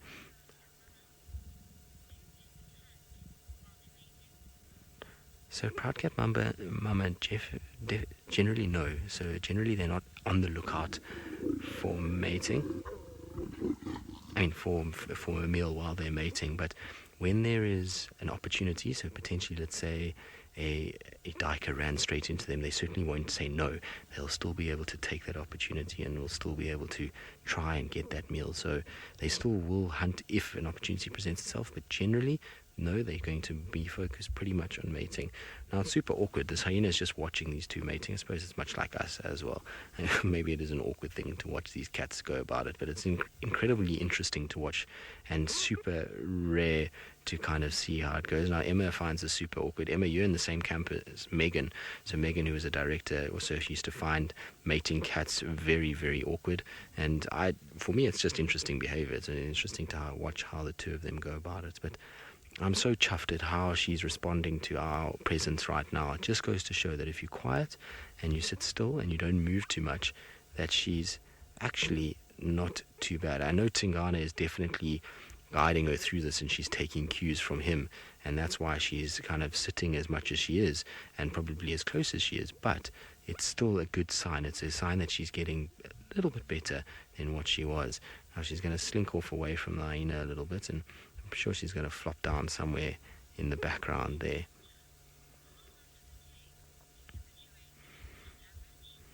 So ginger, it's obviously very dependent on the individual. Some leopards habituate very quickly, within a few weeks or months. Others take a very long time. To give you kind of an idea with Tingana, he took probably, to get him like he is now, I think it was probably about 6 months it took us to get him viewable with 3 vehicles like he is now, where he walks past the car. So it gives you an idea. And the reason why is because you can't find these cats every single day. This female, once she breaks from Tingana, is going to be like a ghost. She's going to be very difficult to find. And so what you need to find is her kind of mating. We need to find her on kills where hunger overrides fear, spend time there. And then what we need to find is her at a den site and her around her babies, because that drive to go and find her cubs and feed her cubs will outweigh her fear once again. And after that, she starts to realize that you're not stealing her food, you're not chasing her mates away, and you're not harming her babies. And that generally leads to a female starting to just kind of relax a little bit. The problem is that I find females are a lot harder to habituate than males when they are older like this. As cubs, it's not a problem, but when they're older, the females are already so ingrained and so secretive about what they do that they tend to be a lot more difficult to kind of break. Whereas the males, they sort of as they become dominant, so there's this attitude and arrogance almost about them that it kind of comes with the territory as they establish themselves. Whereas a female, she's been around here probably for many years and just has never really gotten that attention. And because she's not getting that attention, she's now thinking, well, why was all of a sudden people following me around? And that's really tricky. So you're going to have to do a lot of work with this female, and you'd have to track her a lot and find her regularly, even if it's for short, brief glimpses, and just until she starts to realize, no, everything's okay and we're not here to harm her. But it's going to take a long time. What amazes me about this is that obviously she's in this area, and everyone keeps calling her this female from Buffelshoek, the shy female from Buffelshoek. That's the one with the 2 cubs, or had 2 cubs. But I don't think it's her, because another female leopard has just been found on Buffelshoek that is also shy. So I'm pretty sure that there is more than one female leopard on Buffelshoek. In fact, I know for sure that there is. The size of that area would dictate that there has to be more than one. And so much like Ejima, all these females are being lumped into the same leopard's basket. But she should be fairly easy to identify, like I say, with the little V in her left ear and that little cut on or scar on her right side of her mouth. You should be able to kind of start to get a nice ID kit going for her, and people starting to recognize her rather than the other, and try to build up a bit of a database. Good. We're going to carry on with them. They're right here. It's an epic afternoon. And so while we do that, let's send you back across to Taylor. So we've moved on from the elephants, although they're just behind us. We'll have to pick up the pace. But look at the squirrels. We've got silhouetted squirrels. Now, they're very funny. I think the one that you can see now is the one that had a marula nut in its mouth. And then there's another one just sitting on the other side of the marula tree. They're so funny. I don't know what they're doing. They're teasing one another, but they're flicking their tails around. They're making sort of very soft, sort of murmuring, chitter-chatter noises. It's like they're all showing off and saying, look what I found. I found the last marula nut of the season. Hoo, hoo, hoo, hoo, hoo. It's kind of like us in camp. Whoever finds the last 2 pieces of chocolate before Harold from Pick and Pay comes to deliver our food. It's like they're bragging. It's really, really so funny. But it's quite nice to have that sort of silhouetted version. Initially, Rexon stopped because he thought they'd spotted something. But now as we sit and kind of watch their behavior, I don't think so. I think they're just enjoying the afternoon, finding all sorts of hidden treats. Maybe one is trying to bribe the other one. Who knows? I don't really know what's going on here, but it's very interesting to watch. That one just won't put the nut down. It's just carrying it everywhere. So it really is like it's showing off. Oh, just jumped down onto the stick. That's so epic. Guys, remember we are on bushwalk, so how epic is a sighting to have on foot? Also, Darby's camera work again. It's just out of control. Stop showing off. You're making me look bad. I'm trying to make me look good. That's what you're doing. No, I think the other one actually ran down onto the ground. I think they've gone. They both disappeared down the trunk of the marula tree. That was nice. That was quite cool to see. Not something that you get to see kind of every day. Very special. Very, very, very special. So while we were sitting with the elephants, we did hear kind of like some animals alarming. Bushbuck maybe? Something that barks. Don't think it was a dog, but coming in that direction. It's a very unhappy teenage elephant or a young calf wanting to suckle. Dinosaur noises out here, but don't worry, there's no dinosaurs because they're extinct. Anyways, so Rexon heard something down there, so that's basically what we're going to investigate. I'm assuming we're just going to do a bit of a loop and then we'll come back, because already the sun is, you can see the light is just so golden. So that's pretty much what we're going to do for the rest of the afternoon. I think so. I don't know why I'm whispering again. Very cool. Well, there's definitely a well-used pathway for hyenas, because we had to pick up a whole lot of litter too around this area from hyenas getting into camp and stealing things they're not supposed to. So we did our duty today. Remember to always pick up the litter. Right, off we go to Brent. Hosanna is on the move.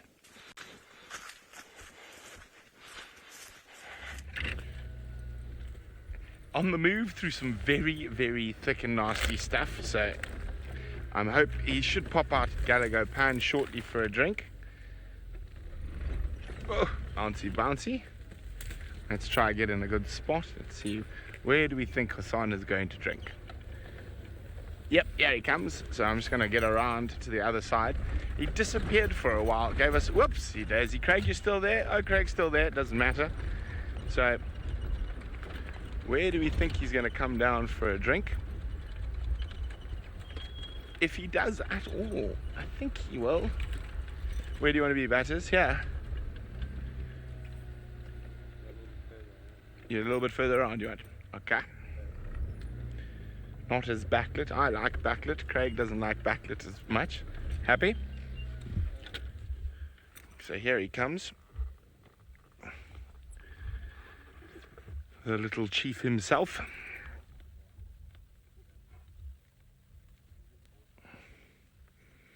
So that's exactly what we were hoping he was going to do after he was finished eating, was to march down to the waterhole.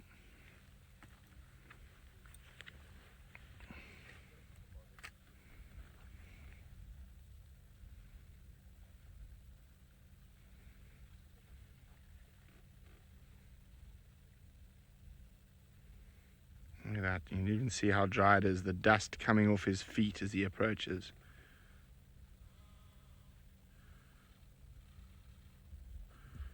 He is a truly beautiful young male. Now, the thing about male leopards is while they're young, they are exquisitely gorgeous. Now, as they become older, they are definitely impressive, but they're just definitely not as beautiful. They become more brawny.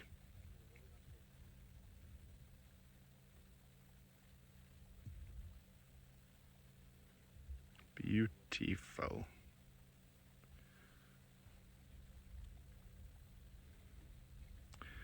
So guys, send me a one-word tweet what you think of this sighting. Hashtag Safari Live. What do you think of this sighting?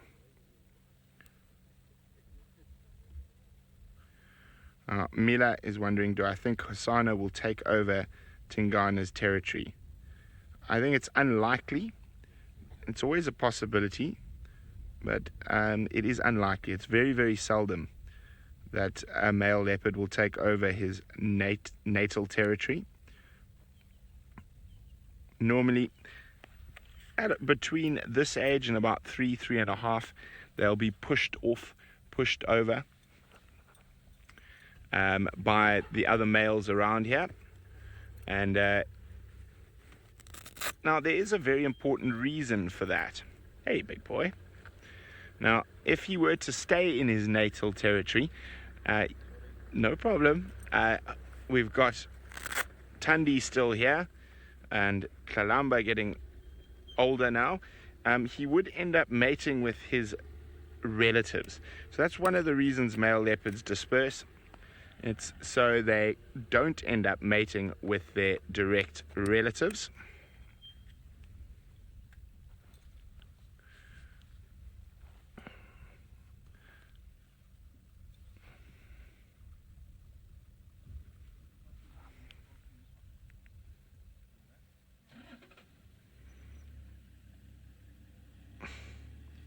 There we go. Constance says awesome. And who said perfect? I didn't quite hear that, but I think that's a good one. Perfect. Cal6 said perfect. Perfect indeed. As are most afternoons that we get to spend with Hosana. Mrs. Lapwing says refreshing. Well, for Hosana, not so much for us. It's quite sweaty and warm here, but a small price to pay for sitting next to this wonderful leopard.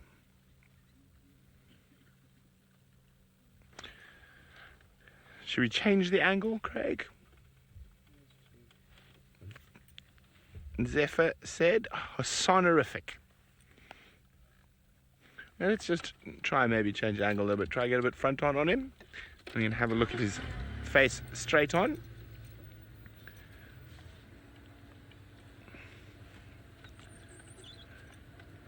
Okay, well, I'll get us into a different Hosana viewing position. Let's go see how Tristan's doing with the mating pair.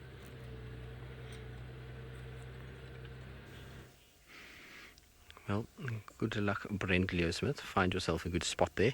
The mating pair is still just kind of watching what's going on. There's been a few go-away birds shouting at them. Our hyena friend is still lying with them at the moment, and they're just kind of scouting about. So both female and male kind of just looking around and seeing what's going on. Now, I've seen a lot of you quoting that this female is called the skittish female. That's not her name. She doesn't have a name. She just is. That's how her nature is that she's shy and skittish and unrelaxed. She does not have a name at the moment, so she's an unknown female to us. We don't know her name at all. I suppose in time we might give her one if we start to see her more regularly, but she doesn't have a name at this stage. She's just one of those females, and obviously it's not up to us to even associate a name with these particular leopards. These kind of leopards need to be kind of given their IDs by those that will work here, the guides that are here. So Tax, Aubrey, Rex, Herbie, and then any of the sort of landowners that want to get involved can as well. But she definitely doesn't have a name at the moment. I just refer to her as a skittish female, so not the skittish female, just a skittish female that is around. So that's not actually her name at this stage. Now, I'm pretty sure we all see these guys move about again. Tingana looks like he's starting to fall asleep a bit and get a bit dopey once more, as he can only do. And so I'm pretty sure that we're going to be kind of sitting for a little bit longer, waiting. Unless he moves, she's going to also just have a bit of a break. It's quite interesting to watch her. She's in all the sort of mating sessions we've seen, it seems that she mates twice with him fairly rapidly after one another, and then she goes and lies off and rests for quite a while, and then she comes back again and does it kind of 2 times and then back again. So Tingana's just going to rest. It's getting to that perfect time of the day now. The light is getting much lower. There's a bit of a breeze blowing. The temperature has decreased massively now, and so I would imagine it's not the worst time now for our leopards to actually start kind of getting a little bit more active and maybe moving around. But as I say, that Tingana flops down and begins his next bout of sleeping. So we're going to have to just be patient and wait. So we've got a sleepy hyena, 2 sleepy leopards, and poor Seb and I that are just trying to kind of figure out where we're going to go. Should we try and get a better position or at least a slightly better view of them? And I can tell you that there isn't really anywhere that we can go. So, Francis, the reason they always fight after mating is because the female gets hurt. So the male has a barb on the end of his penis that hurts her when he retracts, and that causes her to get a bit angry with him and turns around and she uses claws and teeth, and that makes the male upset, and so he swats her back. So that's the basic reason why there is a lot of anger and aggression during the mating period. It's just simply because it's not a pleasant experience for the female. A barbed piece of genitalia being inserted is probably not the most comfortable thing, I'm not going to lie, and I'm pretty sure she doesn't really appreciate it at all, and so that's why she gets a bit grumpy. Some of them are worse than others. You'll find Tundi can be quite something when she mates. She gets very vicious, and I'm quite interested and intrigued to see what Shadulu is like. I watched some footage of Hukumuri and Shadulu and Hukumuri and Tiani, and it all seemed fairly civil in comparison to what I've seen. Karula also used to be quite feisty as well. She used to also swat back at the males and have a bit of a go at them. The worst that can happen when they mate like this is when the female turns and tries to swat at the male and her claw hooks on him, because then it just becomes a full-on warfare, because he gets hurt as well, and the claw's kind of stuck in his face is not a pleasant experience for him, and so he gets very grumpy with her, and then you kind of get this fight that ensues. And I've seen some really big fights after mating when that happens, and it does happen quite regularly. You can imagine their claws are razor sharp, and it just kind of hooks in on the cheek or the nose area. Amount of growling and hissing and clawing and all kinds of nonsense. So very, very relaxed between these two, and hopefully there won't be too many altercations with them or any aggressive behavior. Good. Now Taylor McCurdy is still bouncing about on her bushwalk. I'm sure she's in a fantastic mood after her Ellie sighting, so let's go and find out what she has in store for us next. Right, so we stopped and I had absolutely nothing, but then I saw something. Darby, I don't know what's going on here. There's an ant carrying something monstrous. Oh. Hang on, let me move out of the antenna. That's okay. Darby got me with the antenna, but that's okay. I deserved it. I'm standing the other side now. There's a teeniest, tiniest little ant. Actually, that mud wallow worked in your favour. So Darby's positioned himself nice and low, but he's also in a mud wallow, so it's actually not too awkward for him to film this. But I can't work out what he's got. Can you see what he's got? It's weird.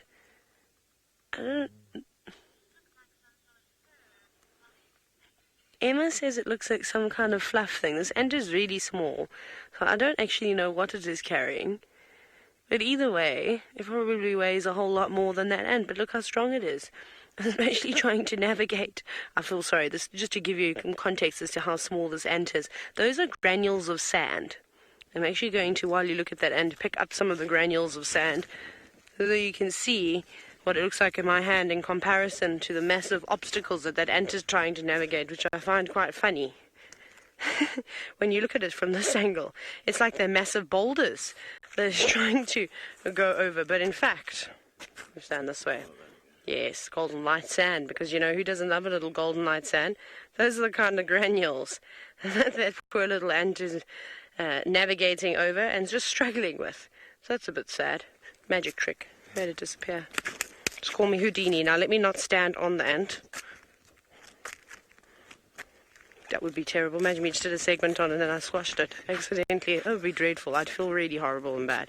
Cool. Well, we're just walking. We're still investigating as to why there was an antelope of some kind barking in this area. Rexon's down up ahead. We did come across all the lion tracks from the Mangeni boys. The two young male lions, unfortunately, have got mange. And we could just see where they were walking up and down. Basically, we walked the area where they had a warthog kill, which I suspect was stolen, which they stole from a leopard. So I don't know where they've gone though. I don't know if anyone's seen them, if they've crossed out. But every night I hear lions contact calling, every night so far. And but no joy this morning. We didn't have any luck whatsoever. Can hear the odd ox pecker. But that could mean that there's maybe impala, kudu, something, anything around really. It could be a rhinoceros. It could be a hippo, because it's cooled down so nicely. Right, but we're going to make sure we keep an ear out so that animal doesn't come too close to us. I'm going to send you back in that direction to Tristan. So we saw the Tingy, who's fast asleep, but we managed to get a nice view now of him, and if the female comes in to mate now, we would have the most epic kind of low angle look at the two of them, and hopefully they do it facing us rather than facing away from us, otherwise it's going to be a bit graphic. So just a warning already that if they do mate facing away, the only visual we will have will be one that will be a little on the graphic side. Anyway, in the meantime though, you can see a very, very sleepy Tingana. He's just waiting. I can see the female in the background. She's also she's got her head up at the moment, just kind of looking around, but is not really too kind of interested. She's not perky and alert and standing coming towards Tingana. She's just kind of got her paws forward and her head just sort of up a little bit, just kind of facing away from us. So there she is. You can just kind of make her out in amongst the thickets. And when I was saying that it's thick in here, I wasn't really joking. It is very, very thick. Kevin, Marion, do we have a spot count for her? Now, no, I don't, to be honest with you, but I'm pretty sure that our leopard gurus that watch the program do. So the James Richard would probably have one. So what was it there? Sorry, Emma, James Richard. 3-4. Yeah. 3-4 is what her spot pattern. There we go. Thank you, Emma. 3-4 is the spot pattern. Thank you, James, as well. James is a wealth of knowledge when it comes to not only our leopards, but hyenas and wild dogs and cheetahs and all kinds of things. So always willing to help when we call upon it. So thank you, James. Appreciate the help and for the information. So 3-4 is her spot pattern. I just kind of recognized her immediately from this morning, not because of the spot pattern. And to be honest with you, it's very seldom that I look at a spot pattern on a leopard. It's not something that has ever kind of worked well with me. I don't know why it is. I just try and use an overall appearance of a leopard more than anything else. Try and notice certain kind of nicks or scratches on the ears, the way the kind of face forms, eye color, and then just general body shape. And generally, I mean, I do get it wrong from time to time, and I should suppose be more scientific about it, but I don't know. For me, it's just easier to kind of recognize an overall appearance, especially at distances like this. There's no ways that I can see a spot pattern when I'm looking at this animal from this distance without having to get the camera to zoom right in. And even then, you know, between thickets when an animal's moving, trying to find whisker spot patterns is almost impossible. So getting to know a leopard's kind of general appearance, its kind of facial features, its way that it looks, is always a much better way for me personally to be able to ID leopards out here. It's different for everybody else. I know some of the guides out here are very scientific in the way that they kind of look at animals and they'll know exact spot patterns, and that's how they'll kind of even give them IDs. But my kind of way of doing things is generally just to learn what the animal looks like, much like you would with your pet. You don't count your pet's spot or whisker spots or anything like that. If it had or any patches on its body, you just generally know its appearance, and so that's kind of how it is. We see them enough to really start to recognize them, and when there are new leopards, I try to do a lot of kind of look at them just to remember what they look like. So, Geo, how do spot patterns work? Well, this is a question that we get quite regularly, and so I shall go through it quickly while Tingana is sleeping. Seb, I'm going to ask you, though, to show my telephone, because it's much easier for me to point these things out on my telephone than it is to do so on Tingana's face, especially the way that he is lying at the moment. So now I just need to try and find a picture where I can use it rather easily and show you what we're talking about. And let's get a good example here. There's probably a very good example. Also, I like this leopard, and so I want to show you my favorite leopard anyway. There we go. All right. So what we have here is a picture of a leopard's face, as you can see, which is obviously very easy to tell that it is a leopard. This is a young male leopard called Tumba. And so when we talk about spot patterns, you've got the left side of the face, that is around this area here, and the right side. Now, these whisker spots over here, while those can potentially be used, that is not what we're actually looking for. So when we refer to spots, we're referring to these spots over here. So that arrangement of spots in that area, and then the arrangement of spots on this side. So you can see Tumba has 1, 2, 3, and then there's a little kind of dot in the back there. So it kind of almost looks a bit 4-ish there on the left side, and then 1 over there, 2, 3. So 3 on the right. I would, in this particular case, say 4, just because of that smudge. People would get quite confused, but some guys would just rule out that and use those there. But 3, kind of 4 would be my kind of view. If we go across to another leopard, there's Quarantine. So these are just kind of individuals that we have. You can see there 1, 2, 3, very nice uniform kind of row of spots, and then on this side, the 1, 2, 3 going that way. And so you get different spot patterns. Those spots will always be different on every single leopard, even though they might both have a 3-3 spot pattern or a 4-4 spot pattern or 5-4 spot pattern. You might get different leopards. That arrangement will never be the same. So it's like a fingerprint. It's always a bit different. The other places that we use in terms of being able to ID leopards is that you'll use around the eyes here. So this bridge between the eyes, that is always very unique to a leopard. We know on Karula, she had the wow that we had there. You'll use any spots that kind of come around this area, because those will all be unique, and any spots around the eyes there. So those are the kind of ways that you'll do it if a leopard is head on. If a leopard is side on, it becomes a little bit more tricky and it makes it a lot harder, and then you've got to start trying to kind of look out for sort of track or signs on their body that is a little bit different. In Tingana's case, we have that sort of smiley face on his left shoulder that we can use. There's a little heart on Hosana's tummy that could also be used. So there's various kind of spots that you can use, but that's the official spot patterns that you kind of get, is those spots that are just above the whisker line. That's how we do it and how you kind of recognize it. So if you were wondering, it's exactly how we call it. It's 3-3 or 4-3 or whatever the case may be. Like I say, many people use it scientifically, and it is the right way to do things. In my case, I don't ever kind of subscribe to it, just because it's not as practical in a field situation. In a photograph, yes, but not in a field situation. When you're actively following a cat, is it that easy to look at a spot pattern from a distance like what we are at the moment? Hello, Tingana. Have you woken up? It's quite a stare. Yes, that's better. Good. All right, well, we're going to wait for him to see if his suitor arrives. In the meantime, back to Brent and the little chief.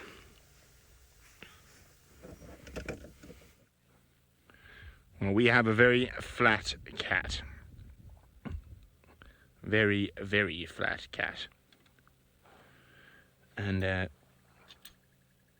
you can see, breathing quite heavily after that mini meal of a nyala. He only lost one leg to the hyenas. He's got a little twirl on his tummy. That's probably just a little bit of moisture from where he's lying down drinking.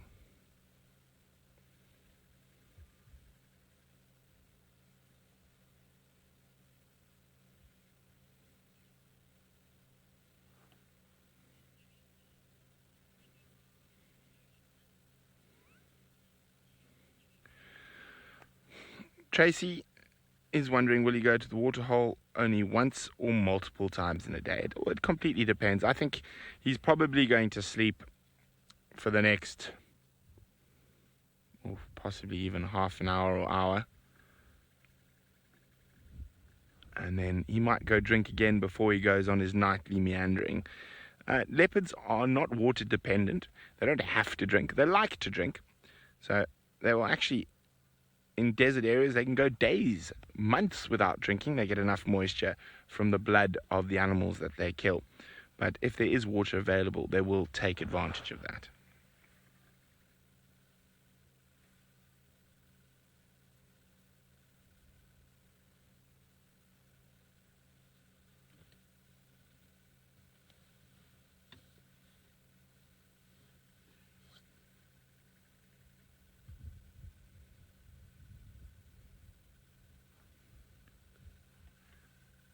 Now, guys, it's up to you. Should we stay or should we go? Hashtag Safari Live.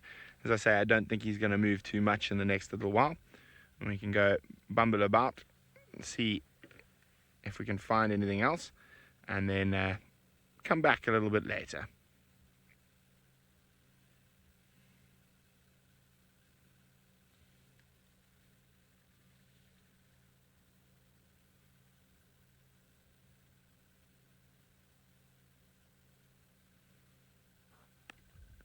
Should starting to hear the sort of evening chorus of birds, and in about 45 minutes or so the daytime birds will be really quiet and the nocturnal ones will start calling.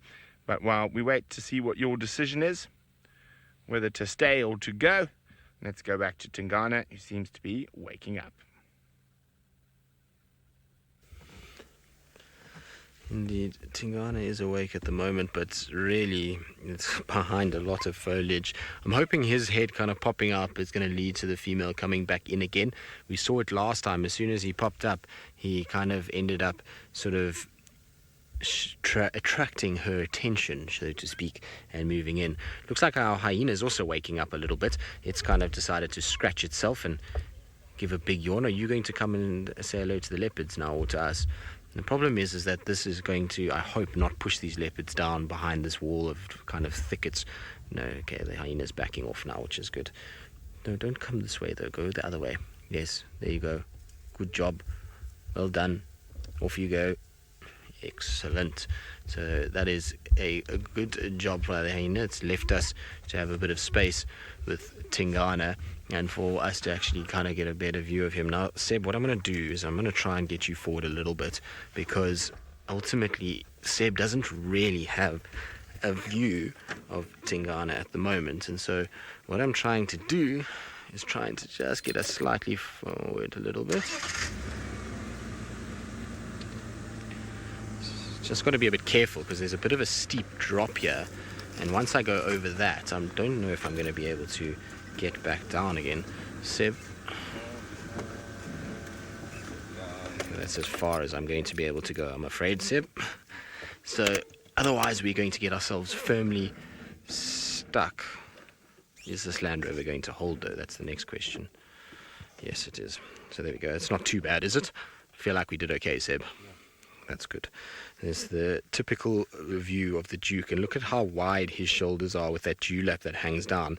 It gives you an idea of just how beefy the Duke is still at. Even at his age, he's really quite massive and has got a lot of power in those shoulders. Hosana's got a bit of a way to go now to get that big. Hosana's kind of filled out to the point where his neck and his shoulders are almost one, but his shoulders still need to bulk out just a little bit more, and he definitely still needs a much bigger dewlap to compete with the likes of his dad. His dad has got a monstrously big dewlap in comparison to his son and to many other leopards. In fact, even Anderson, Tingana's dewlap is by far bigger than Anderson's already. And that's quite interesting, given that Anderson is a slightly bigger leopard. So sometimes dewlaps are hereditary. We've discussed it a few times in the last few days, is that a dewlap doesn't necessarily come with age. It also can be a genetic thing where some leopards will display bigger dewlaps. And it's going to be interesting to see whether Hosana gets a big one. Most of Karula's boys have not got big dewlaps. So the Quarantines, Kunyumas, Shabambalana, Induna, Mishu, none of them, as far as we ever saw at their latest photos that we've seen, ever developed monstrous dewlaps. But let's see, maybe a bit of injection of Tingana's blood is going to end up in a bit of a kind of bigger dewlap on Hosana. I mean, we always say that Tingana is Hosana's father, and it's, I mean, as far as we know, it is, but you can never be 100% sure with leopards until such time as the DNA testing is done and paternity testing is done. But as far as we know, and the kind of general look of Hosana and Tingana would indicate that it should be him. Let's put it that way. It should and is two very, very kind of different things. Come on, girl. It's time for you to come and make an appearance again. We've got a beautiful kind of view of him. She was back there somewhere, so when the hyena got up, she got up as well. Now I can't see her anymore. She got, I think, a little nervous of the hyena moving about. Oh, what just flew off there? There was something that flew off, and it looked like a melanistic gabar goshawk that flew off. Now, a melanistic is basically a black form of a bird when it produces too much melanin, and that's the dark pigment cells, and very difficult to be able to actually see where it went. So it just kind of flew off out of here. I couldn't see nicely if it was. It's landed, unfortunately, where I can't see anymore. Even with binos, I won't be able to see it. Shame. Well, we'll have to just sit and watch. Maybe it'll fly to another tree and I'll be able to see it. In the meantime, though, let's send you back to the bushwalk team who is gazing upon a fiery sunset. Fiery sunset, Emma, or are we looking at you? No, I'm just joking. It is gorgeous. It does kind of look like the bush is on fire. And, of course, as it starts to fade behind the horizon, it means we got to start edging closer back to camp. Look at Darby using that log. Hey? Natural framing. That's why they pay him the big bucks. Right. Ginger biscuits, what would you like to see on the bushwalk before it gets dark? See, you get a special request today, Emma. Emma's now up. Oh, goodness. Right, I was about to say Emma, for the first time in her entire life, has been speechless. Then she went and said a pangolin. That's what she wants to see. Emma, I don't even know what a pangolin footprint looks like, to be honest. I don't even know, like, what does a pangolin even look like? How does a pangolin even pangolin? I have absolutely no idea. If you're wondering about the...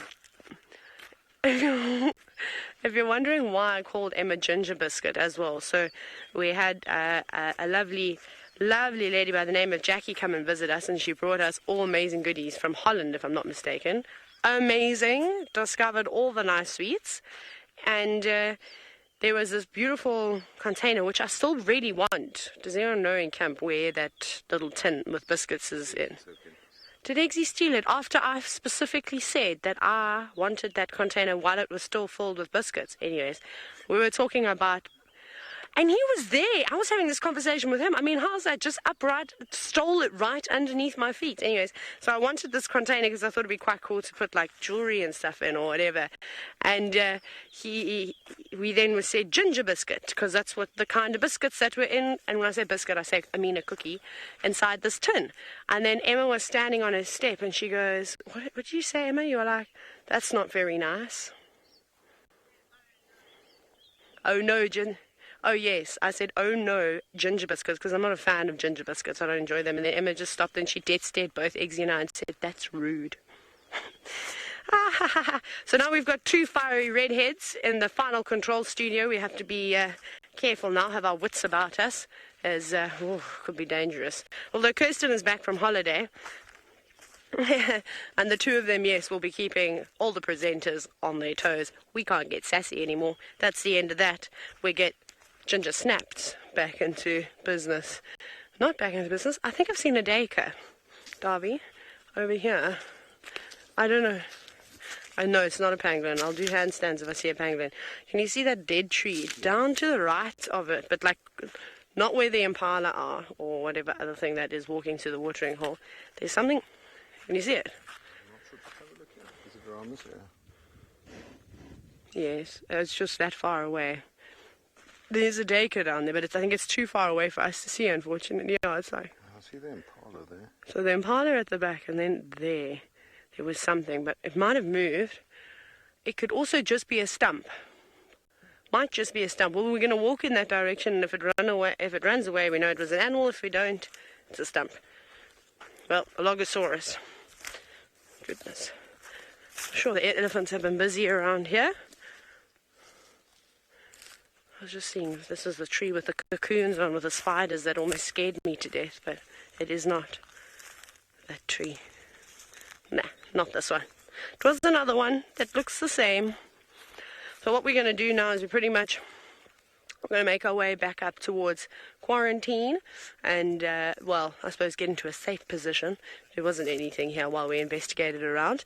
But, yeah, it's one of those things. Maybe the bushbuck was just got a fright. Brent probably scared it with his loud voice. Let's go to Tristan, who is most of the time very soft-spoken.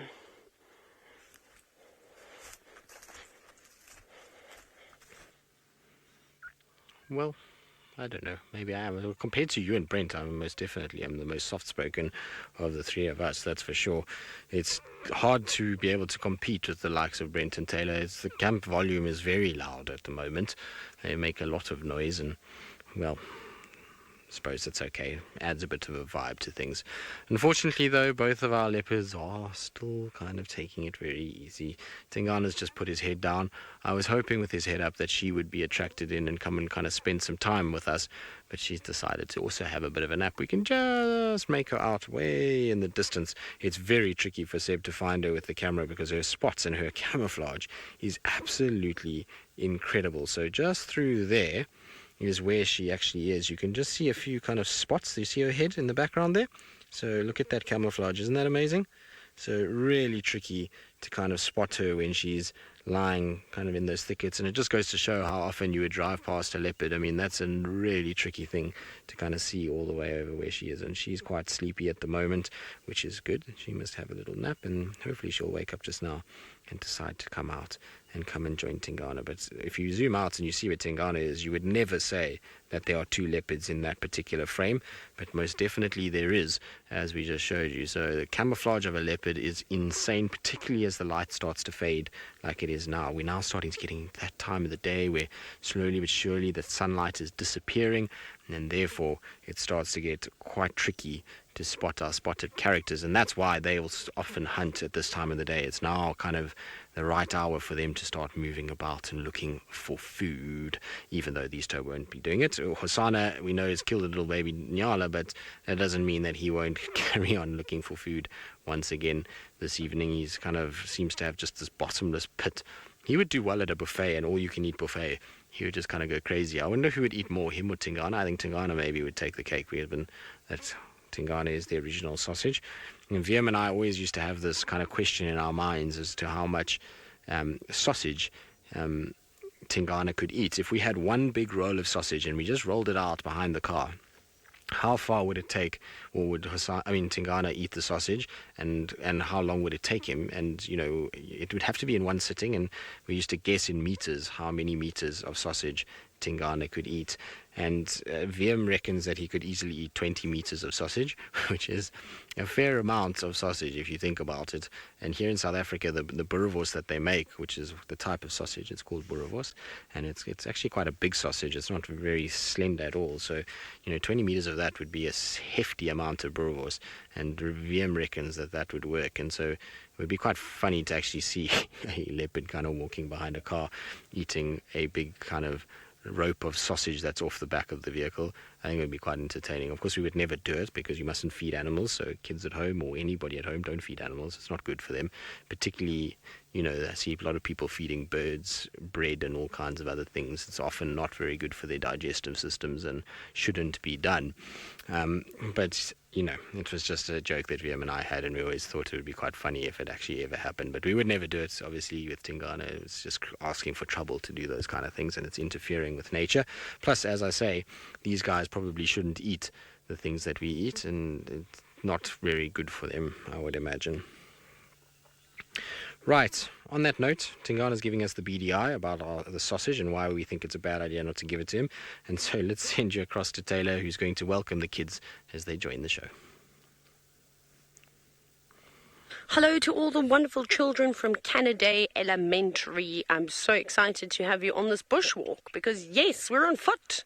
And those elephants that you just saw back there, my name is Taylor. And on camera with me today is David. Hello. And you'll meet Rexon. Can we show you Rexon? There's Rexon. How cool is Rexon? He's just waving hello. So he's also a really cool safari guide. He's carrying the rifle because as I talk all the nonsense to you guys, I can't concentrate and also be on lookout. So that's why Rex is here. And also he's great to have conversations with. So we have lots of chats. Now remember, if you have any questions, ask your teachers one at a time, hands up, no shouting out. Right. So we're very lucky to be able to see elephants on bushwalk, on foot, because they are wild animals. Remember, we're on a safari in the middle of nowhere in South Africa, which is very cool. Well, it's not the middle of nowhere. This area is called the Sabi Sand, and it's in the greater Kruger National Park. I bet some of you have probably heard about the Kruger National Park. It's one of the most famous safari destinations in Africa. And we've been spending a whole lot of time with these elephants.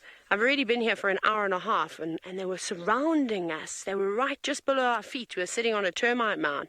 It was so cool to have these big grey giants so close to us, and they didn't know we were there in the beginning. But then, after a little while, they got closer and closer, and then they thought something was up. But they didn't mind us. They didn't really do anything at all. They just carried on eating, and then they slowly moved away from us. Now they're going back. They've already had a drink. But who knows, it's been so hot today, they might want to have another sip of water. That's definitely the case. Well, everyone from the class, you're wondering how do animals stay cool? It depends on the animal. I'm going to tell you about how elephants keep cool. And Brent and Tristan can tell you about leopards and maybe some of the other animals. So elephants have got really, really big ears, and they like to flap them around.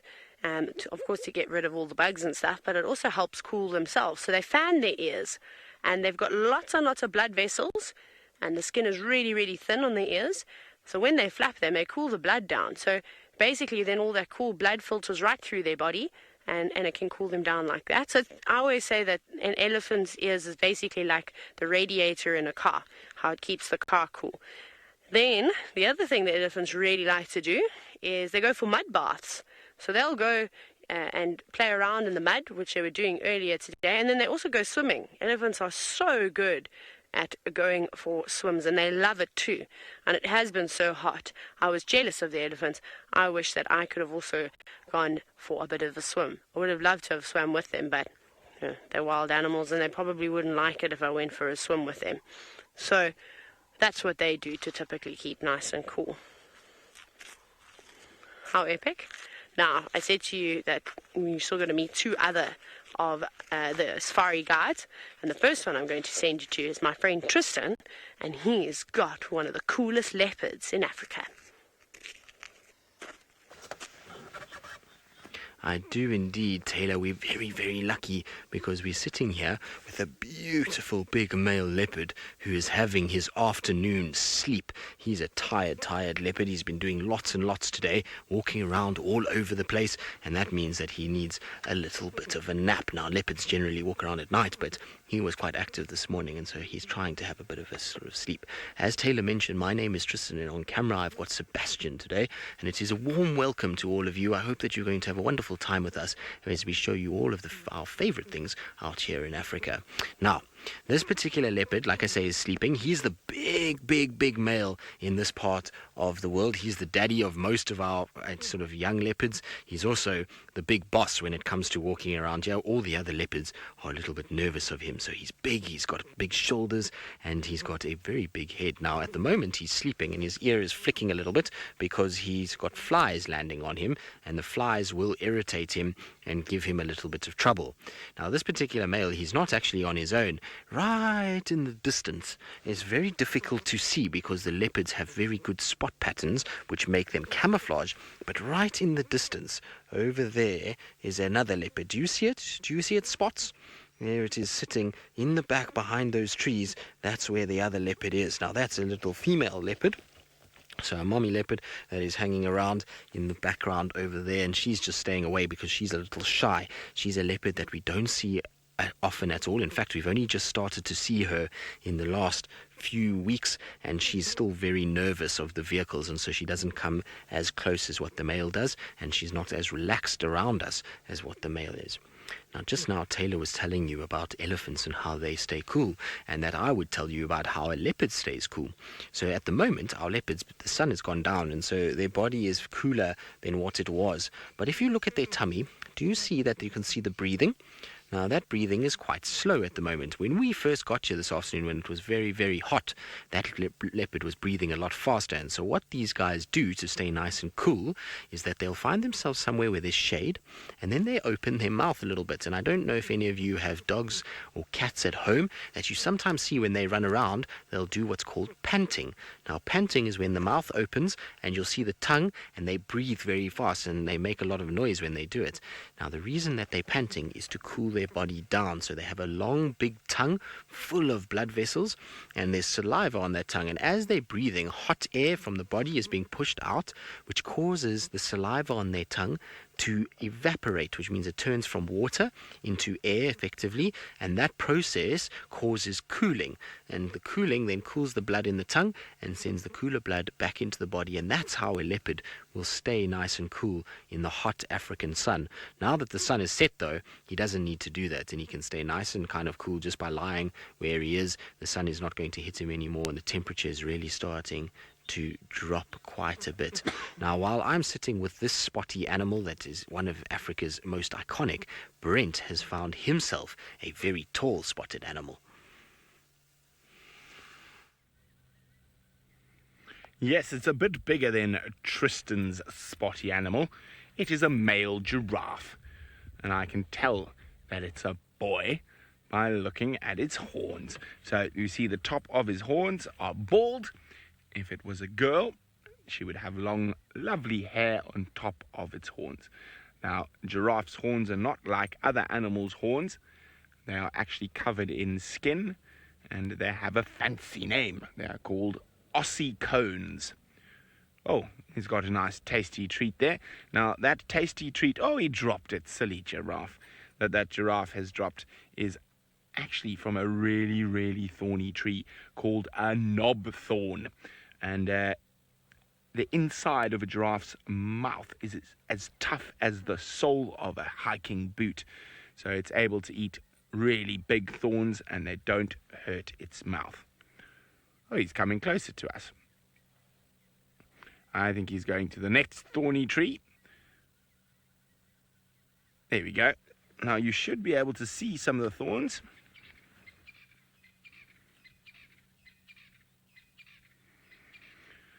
Now, you guys would like to know what type of plants we have on the reserve. Well, what that giraffe is eating at the moment is an acacia, which is a thorn tree. We have marula trees, which the elephants like to eat. But we've got lots of different species of trees, grass, bushes, and shrubs. Now, that giraffe's tucking in.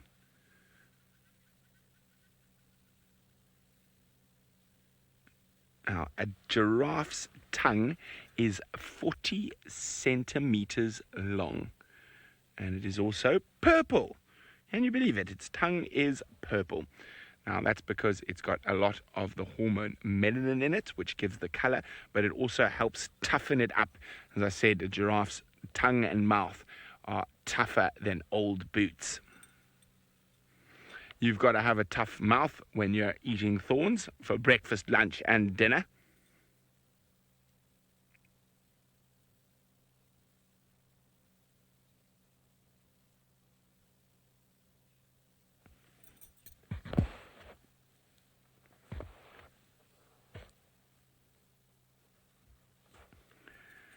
Now, you guys would like to know, have any animals become extinct in this area? Fortunately, not. We're in a massive area, over 5 million acres of unfenced wildlife, including private reserves and national parks. So there have not been any extinctions in this area, thankfully. We have animals that will only occur in certain parts of this reserve and not occur in other parts, but that's not an extinction. That is them choosing different habitats. Now, I've been waffling on for so long, I forgot to say hello. So, hello, my name is Brent, and with Tristan and Taylor, we're going to take you on a wonderful adventure. The giraffe's on the move again. Now, he's choosing a tree that doesn't have too many thorns. It's got no thorns whatsoever. So they have a very varied diet, but their favorite food is the acacia trees, which do have thorns.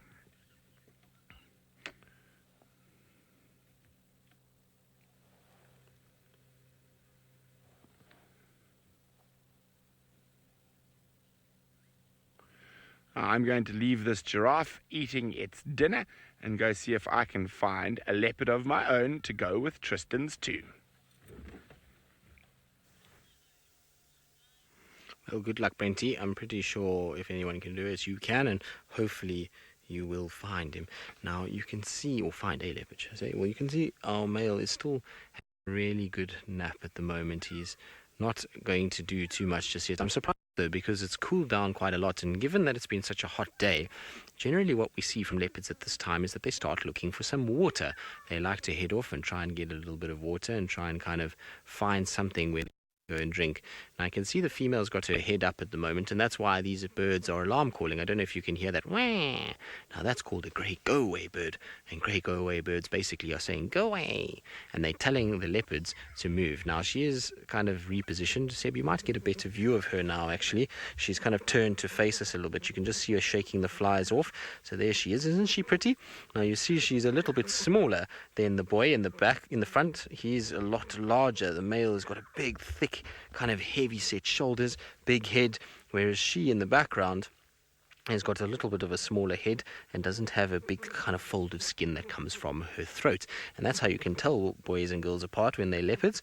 A big boy will have big shoulders, big head, and a lot of skin that hangs down, which we call a dewlap, whereas the girls, well, they have a little bit of a skinnier neck and a skinnier figure, and they are a lot smaller. You'll also find that she's going to yawn now, which is a good indication that maybe she's going to stand up. Now, if she stands up, we're going to probably not be able to see very much of her, and we might have to kind of reposition, but let's see what she does. She's kind of still sitting and looking around. Now, I think she's going to stand up and move, so we're going to have to kind of try and find ourselves another spot to go and try and find her and see where she actually is. She'll probably, in all likelihood, move into the thicket. Now, while we do that, let's send you back across to Brent and see if he's managed to find his leopard yet.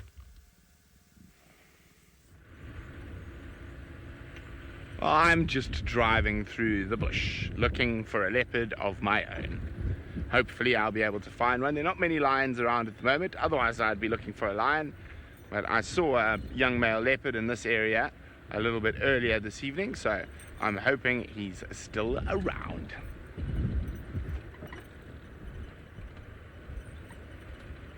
Oh, and on my way to look for a leopard, buffalo. Oh, a nice herd of buffalo. I'm just going to shoot around. It looks like they might go for a drink. Oh dear, I think they might have chased my leopard I was looking for. Lovely, lovely, lovely. Nice big herd of buffalo heading for a drink. Oh, awesome, guys. Hello, buffles. Excuse me, buffalo. Coming through. Now, the leopard was sleeping right there. He might still be hiding, but he'll want to stay away from buffalo. They can be quite dangerous. A nice big herd of buffalo coming down for their evening drink. Now, if there's buffalo around, to you too, buffalo, they might attract lions, because in this area, buffalo are a lion's favorite food. I'm pretty sure that leopard I left sleeping here has been chased away by these buffalo. So even though they might look like a big cow, they can be very, very dangerous. They need to have impressive defensive skills to keep away from lions.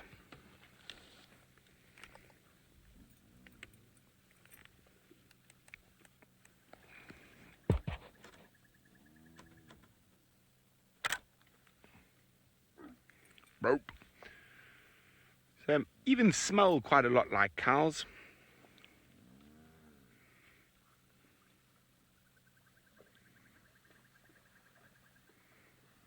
I'm just checking carefully around. I'm just going to move around them to see if the leopard's still here as well. Okay, while I look for the leopard next to the buffalo, let's send you to Taylor, who's walking on foot. We've actually stopped walking to look at the beautiful sunset. How cool is that? That is an enormous cloud that's coming over from the south. Now, we've had a very, very hot and humid day, so we think that there might be some rain in the next few days. Well, we're hoping so, because you've seen how dry it is. So the animals desperately need some rain so that the grass can grow. Luckily for them, though, some of the trees are starting to get their nice new leaves again. So that's good. That's really good. So things like giraffe and elephants. The elephants are still behind us. We had to race back here because otherwise we're going to get stuck in the dark with a wall of elephants like this, and that's not a good situation to be in. So you'll see that Tristan and Brent will stay out after dark because they're in the cars, they're safe, they've got spotlights, whereas with us being on foot, we can't stay out for very much longer. We're basically making our way home now. Home is not far. Oh, listen, I don't think you'll hear it. Look, they're always impala. Now, you're all wondering if people live on the reserve. Yes, well, I live here. That's for sure. There's a whole lot of us. So there's lots of guides, there's trackers, there's the housekeeping ladies, there's the chefs, the managers. We all live on site, so we all stay here because otherwise it'll be too far to go home. And sometimes we work for like 6 weeks at a time, and then you'll get a little bit of time off. But it depends. Some of the other staff also work for 3 weeks on, and they get 1 week of holiday. So I'm never home. I was home recently, but I'm not going to be home for a very, very long time. So those were impala that we were looking at, and they were making a very funny sound. There was a male that was making like a very gurgly noise. Now what those animals are doing is they've gone and had a drink, but now they come up to this open plain behind our camp so that they can be nice and safe, because the grass is short and there are not many small shrubs for the predators, so the lions, the leopards, the hyenas to hide behind, so they feel a bit safer. So even though there might just be a little slither of the moon or some of the starlight, the animals can actually still see much better than you and I could see at night. And then what they're looking for is they'll be standing there eating, maybe some of them going to sleep and looking around, and then hopefully they'll be able to see the silhouette of the predator coming towards them. So that's why they come out onto these open areas at night. There's even a big herd of wildebeest making their way this side, but they still take a little bit of a while to sort of come up here, and then they're happy. And then we're hoping that the lions come this side now, because lions are my favorite of the cats, and I'd love to see them. Love to see them again. My favorite pride, they're called the Nkahuma pride. So, yeah, it's now starting to quieten down. It's now starting to cool down. I'm ready. I could go and jump in the swimming pool. Should we go jump in the swimming pool, David? It would be nice if we could go to the swimming pool. Now, I'm not sure if I'm going to see you again, because it is getting very dark now, so we're going to have to go home. But I'm going to send you to Brent, and those buffalo, I think, are still all having a drink.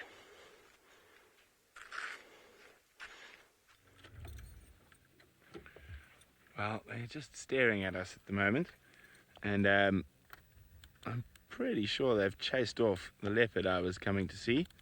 And I'll try to find him again now.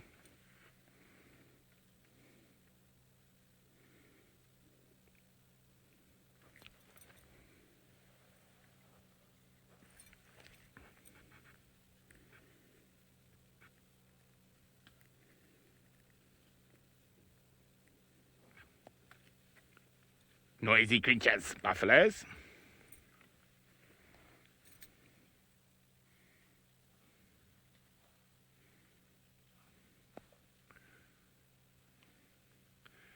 So you guys are wondering how hot it can get here during summer. It can get to about 115 Fahrenheit. 115 Fahrenheit. I'm going to go see if I can find this little leopard. He's a young male.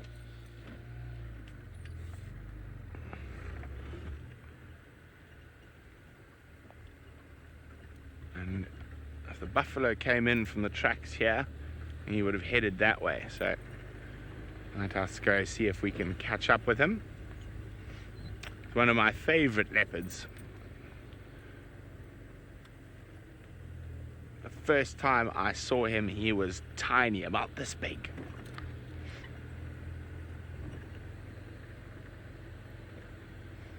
Now, he might have headed up on top of a termite mound, where he might feel a bit safer from buffalo or hyenas. He's not over there.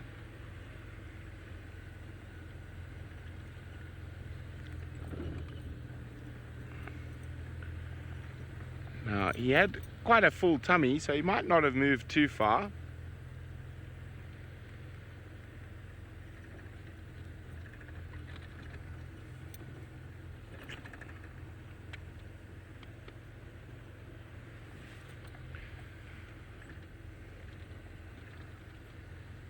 There's a good termite mound. Where are my binoculars? Let's have a quick look.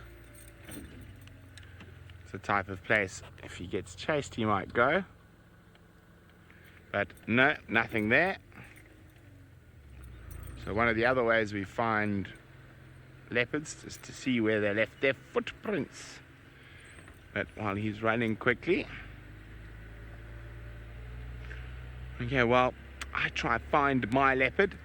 Let's send you back to Tristan, who's got a view of the female leopard. No, I've got a view of the big male now. He's woken up. Look at how big he is and his dopey kind of eyes that he's watching, having a little look from the thicket. He's giving us a very, very intense kind of stare. So that's where he is at the moment. He's lying as regally as and beautifully as you could ever ask for from a leopard. He really does look magnificent when he's sitting like that. Isn't that beautiful? They really are one of my favorite animals. Now, I've kind of been hoping that he would get up and move for us, but he hasn't really done much. He's kind of just rolled around, and hopefully if we start to see him yawn and show his big teeth, well, that will be an indication that he might just decide that he wants to start walking around. And if he starts to walk, well, that will be good for us because he'll go towards water and might go and have a bit of a drink, and the female will probably follow him there. Now, what you're seeing today is very unusual. We don't normally see two leopards together, so you're all very, very lucky to see two leopards together. You can see the flies are giving him a tough time. Now, normally what happens with leopards is that you will find that they like to spend most of their time on their own. And the reason why they like to spend most of their time on their own is because, well, they are loners, and they like to, the way that they hunt, the areas that they like to walk in, it works better for them to be by themselves. They don't really work well with others. So even though you see a mommy and a daddy leopard together, that doesn't mean that they stay together. The mommy leopard will move off and she'll go and do her own thing, and the daddy leopard will only kind of move around and protect the area and allow a safe place for this mommy leopard to kind of raise her cubs. And so it's kind of how it works with leopards. So to see two together is very, very rare, and we're very lucky to be able to see the two. Now, our male has gone to sleep again. He's decided it's all too much for him. Maybe it's because it's been a warm day today that he's a little bit on the tired side and doesn't actually want to move too much. Now, Seb, I reckon that you'll see the female, she might appear now. She's going to try and kind of just head in his direction and try and kind of move off, and so that might be the answer that we're looking for, is they might actually start to kind of head away. And right now, you might have noticed a bit of noise behind us, and that's just because the male is still a little bit grumpy with the female. He doesn't really kind of like her to be too close, and so it makes a little bit of a noise and kind of chases her off a little bit sometimes. And there she is, there she's kind of flicking her tail and making a little bit of noise. Now, I'm pretty sure we're going to lose sight of them. They're going to move into a thicket now that it's just not going to be possible for us to follow them. So I think we're going to probably leave them and try and kind of see what else we can go and find. You can see there goes the big male. See how much bigger he is? Look at the size of his head and his neck. Absolutely massive in comparison to the female. He's a really, really, really big boy. Look at that. Isn't that magnificent?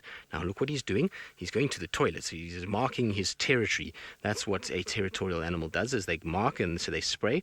And that's a very clear signal to any other leopard that walks here that this is my space, not yours. Stay away. Don't come near me. Don't kind of come into this area. Otherwise, I'm going to chase you away. So he leaves this kind of chemical trail for other leopards to know about.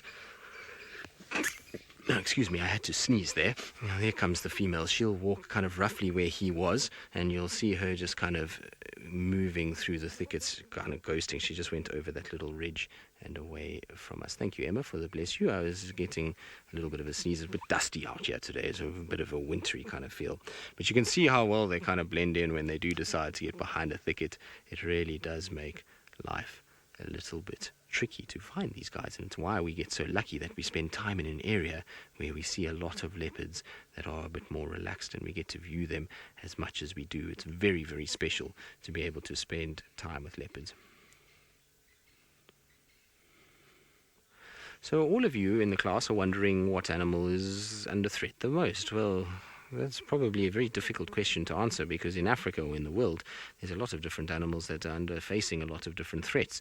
And here, probably where we work, the most threatened animal, I would say, in terms of the animal that's being poached the most, which is illegally hunted. Now, the female's coming back towards him, and they're going to probably end up going down into the kind of thickets. But probably the most poached animal, I would imagine, would be a pangolin in this area. So a pangolin is a small armored kind of thing that looks a bit like an armadillo, and they get chased around. I mean, they get hunted quite a bit illegally, which means people come and take them without any permission, and that means that they get kind of, unfortunately, probably their numbers are decreasing the most. But there's also things like rhinos that are being hunted and being wiped out, elephants, lions, leopards. All of these kind of things are under a lot of pressure at the moment, and it's why it's important for all of you to be watching things like this, so that you learn about nature, and hopefully when you grow up you can spread the word to everybody that it's very important to have these animals out here, because they're vitally important for not only the ecosystems but even for us as people to learn valuable lessons from. So it's important that you guys all remember about the animals and tell people about them. Right, now our leopards are going to move off. They're going to disappear into very, very thick bush. Unfortunately, we're not going to be able to follow them any further, and so while we kind of move out and go find some other things, let's send you back across to Brent. Hello, welcome back. So we're just doing a little loop around the edge of this thick bush where we believe that young male leopard would have run away from the buffalo.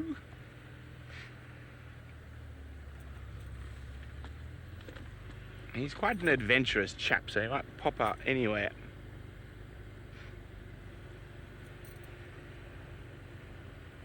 So you might notice I'm no longer in color. And that means we're in infrared, and infrared is a type of a light that, oh, that's pretty though, silhouetted giraffe leaning up to get those tip-toppy branches, and it means in infrared we can drive around and look at the animals at night without putting a big spotlight on them. And what this does is helps us not to interfere in their natural behavior.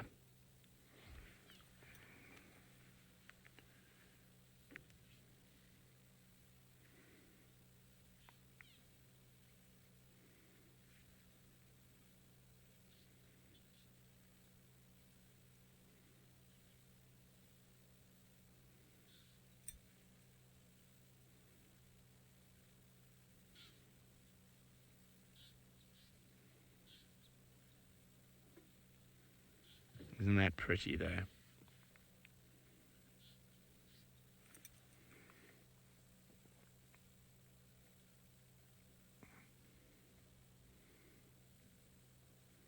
See how it's reaching up? You can see how its long tongue there doing its job.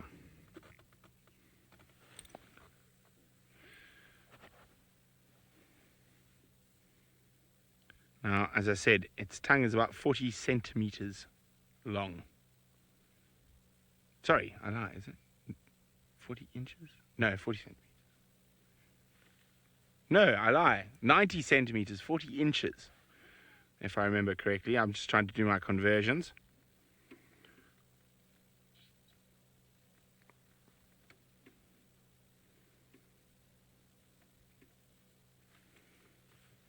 Isn't that absolutely stunning? Now you can see how having a long neck like that is advantageous. Now, strangely enough, giraffe did not evolve their long neck for feeding. The males evolved it for fighting, to try find girlfriends. Oh, he got a funny piece there, you could see his tongue moving about.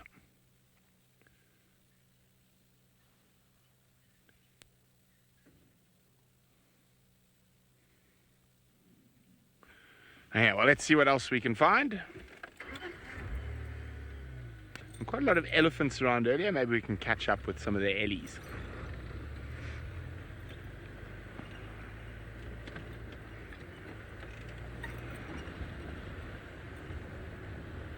Ah. See how that giraffe is looking down? I think it spotted the leopard I'm looking for. So giraffe are actually really good at helping us find predators because they're so tall. When you see a giraffe looking focused like that, I think it spotted the leopard. Let's go and have a look. Here's my favorite little leopard, Hosanna, walking through the bush here. Might have seen something else.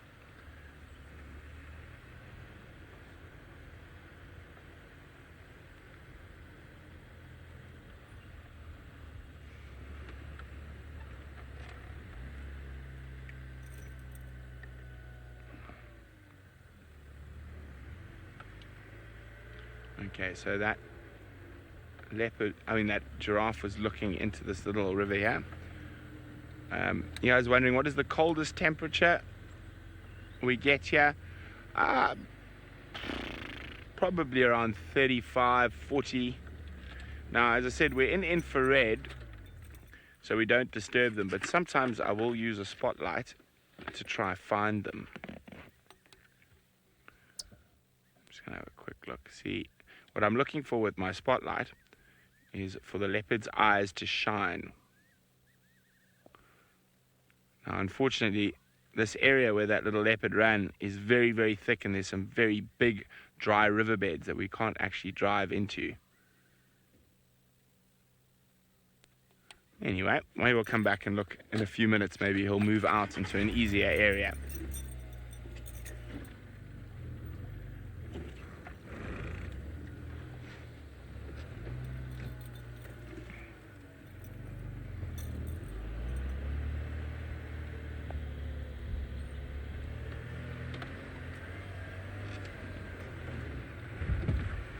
Okay, let's go see if we can find some elephants.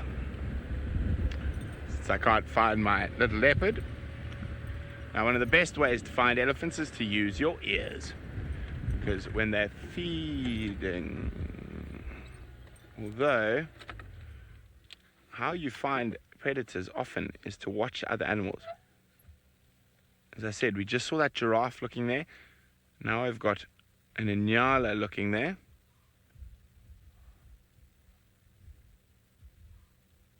Listen for a second.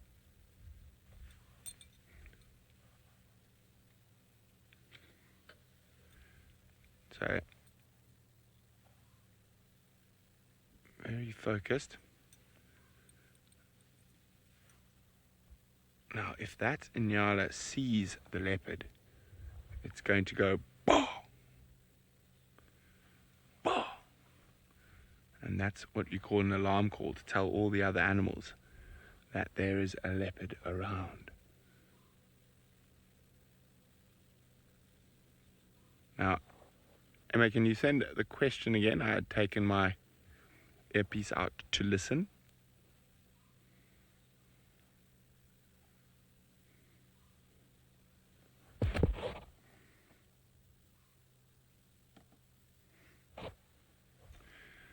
Now, you guys are wondering, what do antelope eat? Well, you have browsers and grazers, and then you have mixed feeders. So an inyala is a browser, which it means it eats leaves from trees and bushes. Other antelopes are grazers, which means they only eat grass. And mixed feeders will eat both leaves and grass. Now, it's not uncommon Batters, just go to the left of the Nyala a little bit quickly, please. Through that bush there, that sort of dry, spindly stuff. I thought I saw something move.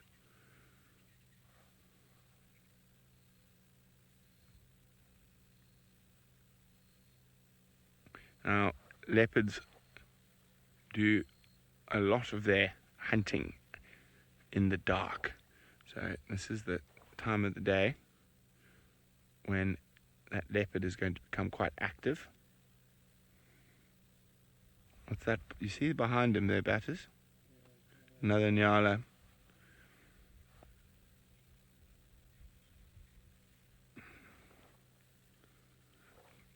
No, I've just got a feeling that leopard's close by. So I don't want to move, but we do have another antelope, which is a mixed feeder to the right of us, under the tree, which is actually one of a leopard's favorite foods. It's called a grey duiker. Now, they will eat leaves and grass, so they're a mixed feeder.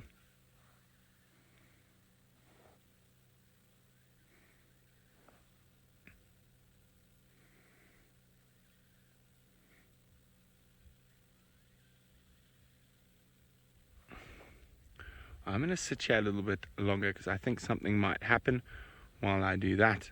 Let's send you back to Tristan, who's left those leopards who went into the thicket.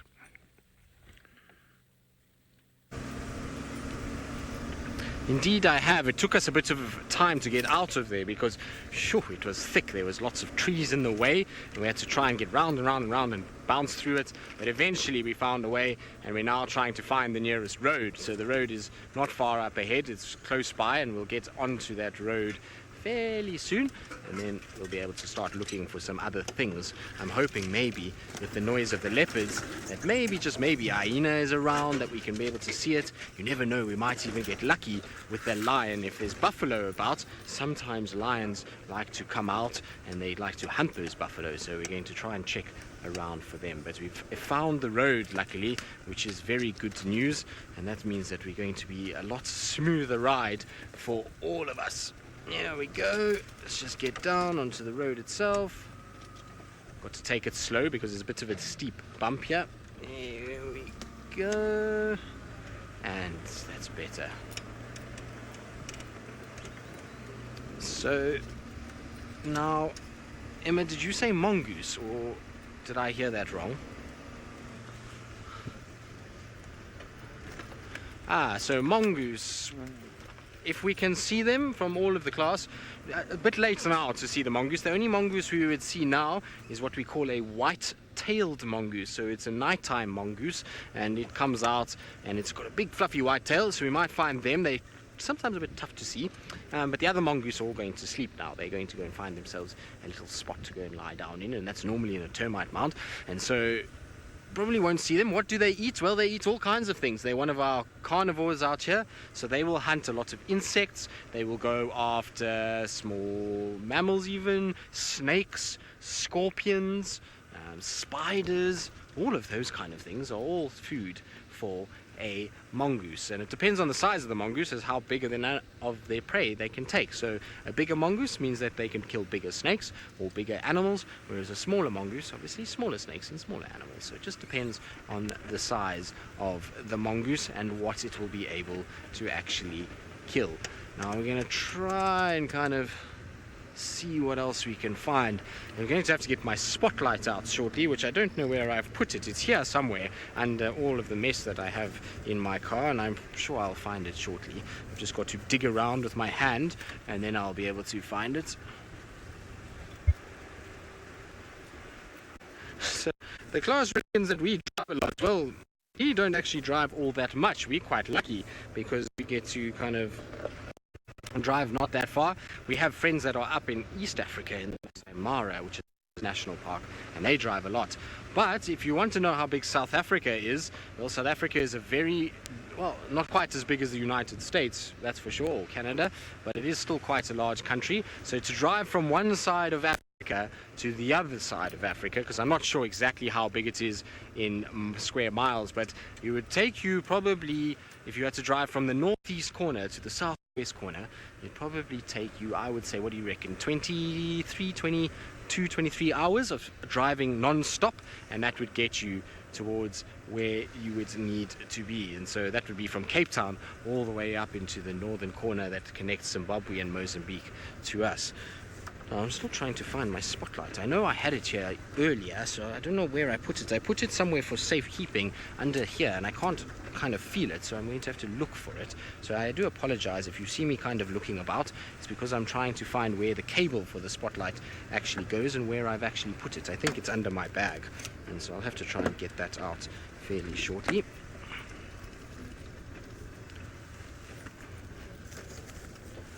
So we're going to try and stay on the road. Exactly. When you put things somewhere safe, this is what happens. There it is. Underneath my bag is where I thought it would be. Now I've got to make sure that I've got enough of a cable that I can swing my spotlight around. Now you might be wondering, why do I have a spotlight? Well, at night when it gets dark like this, the animals will move around and their eyes will shine back at me if I shine the light at them, and I can then spot all the animals.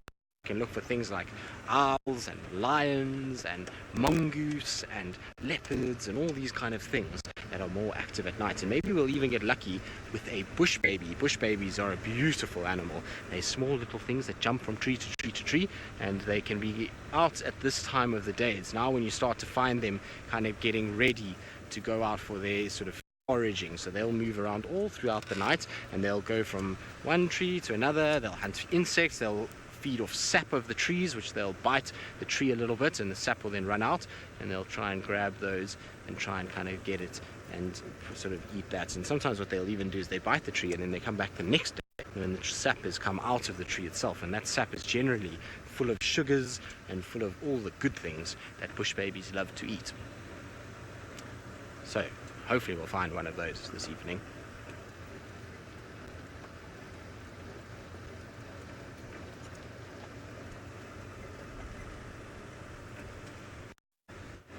So I believe the class is wondering what type of birds we have. Well, we have all types of birds.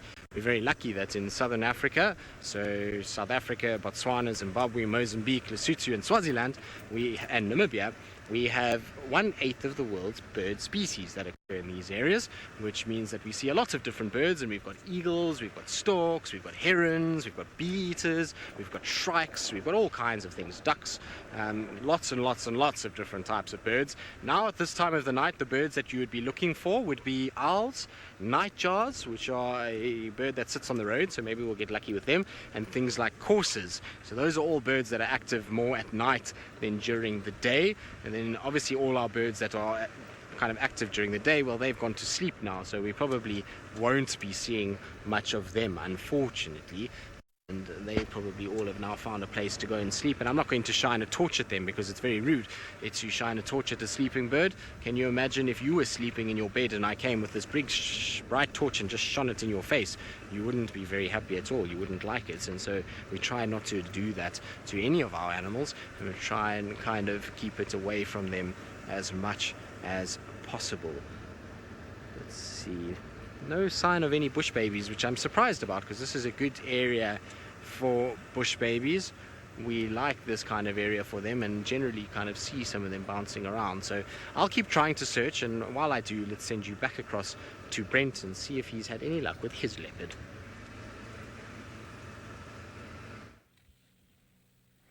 Well, I'm still in that same area where I think that little male leopard is, and I'm just keeping quiet and listening, because that's his favorite food. One of his favorite foods. Little grey duiker. Now, I know Tristan was talking about what birds we can see at night. I can't see it, but I can hear it calling. If you listen carefully. Of course, now it keeps quiet. There it is.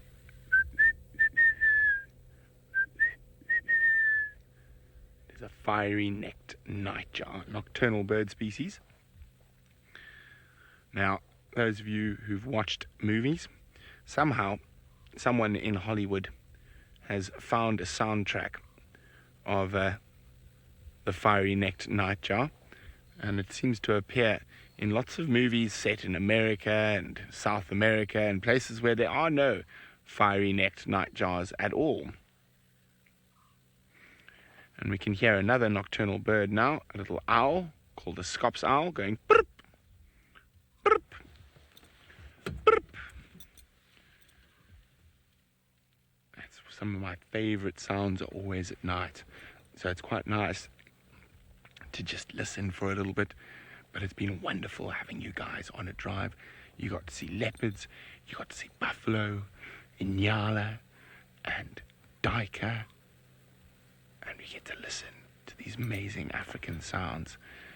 So from all of us here at Safari Live, it's been wonderful having you. And for the last couple of seconds of drive, I'm just going to keep quiet and let you listen to the sounds of the African bush.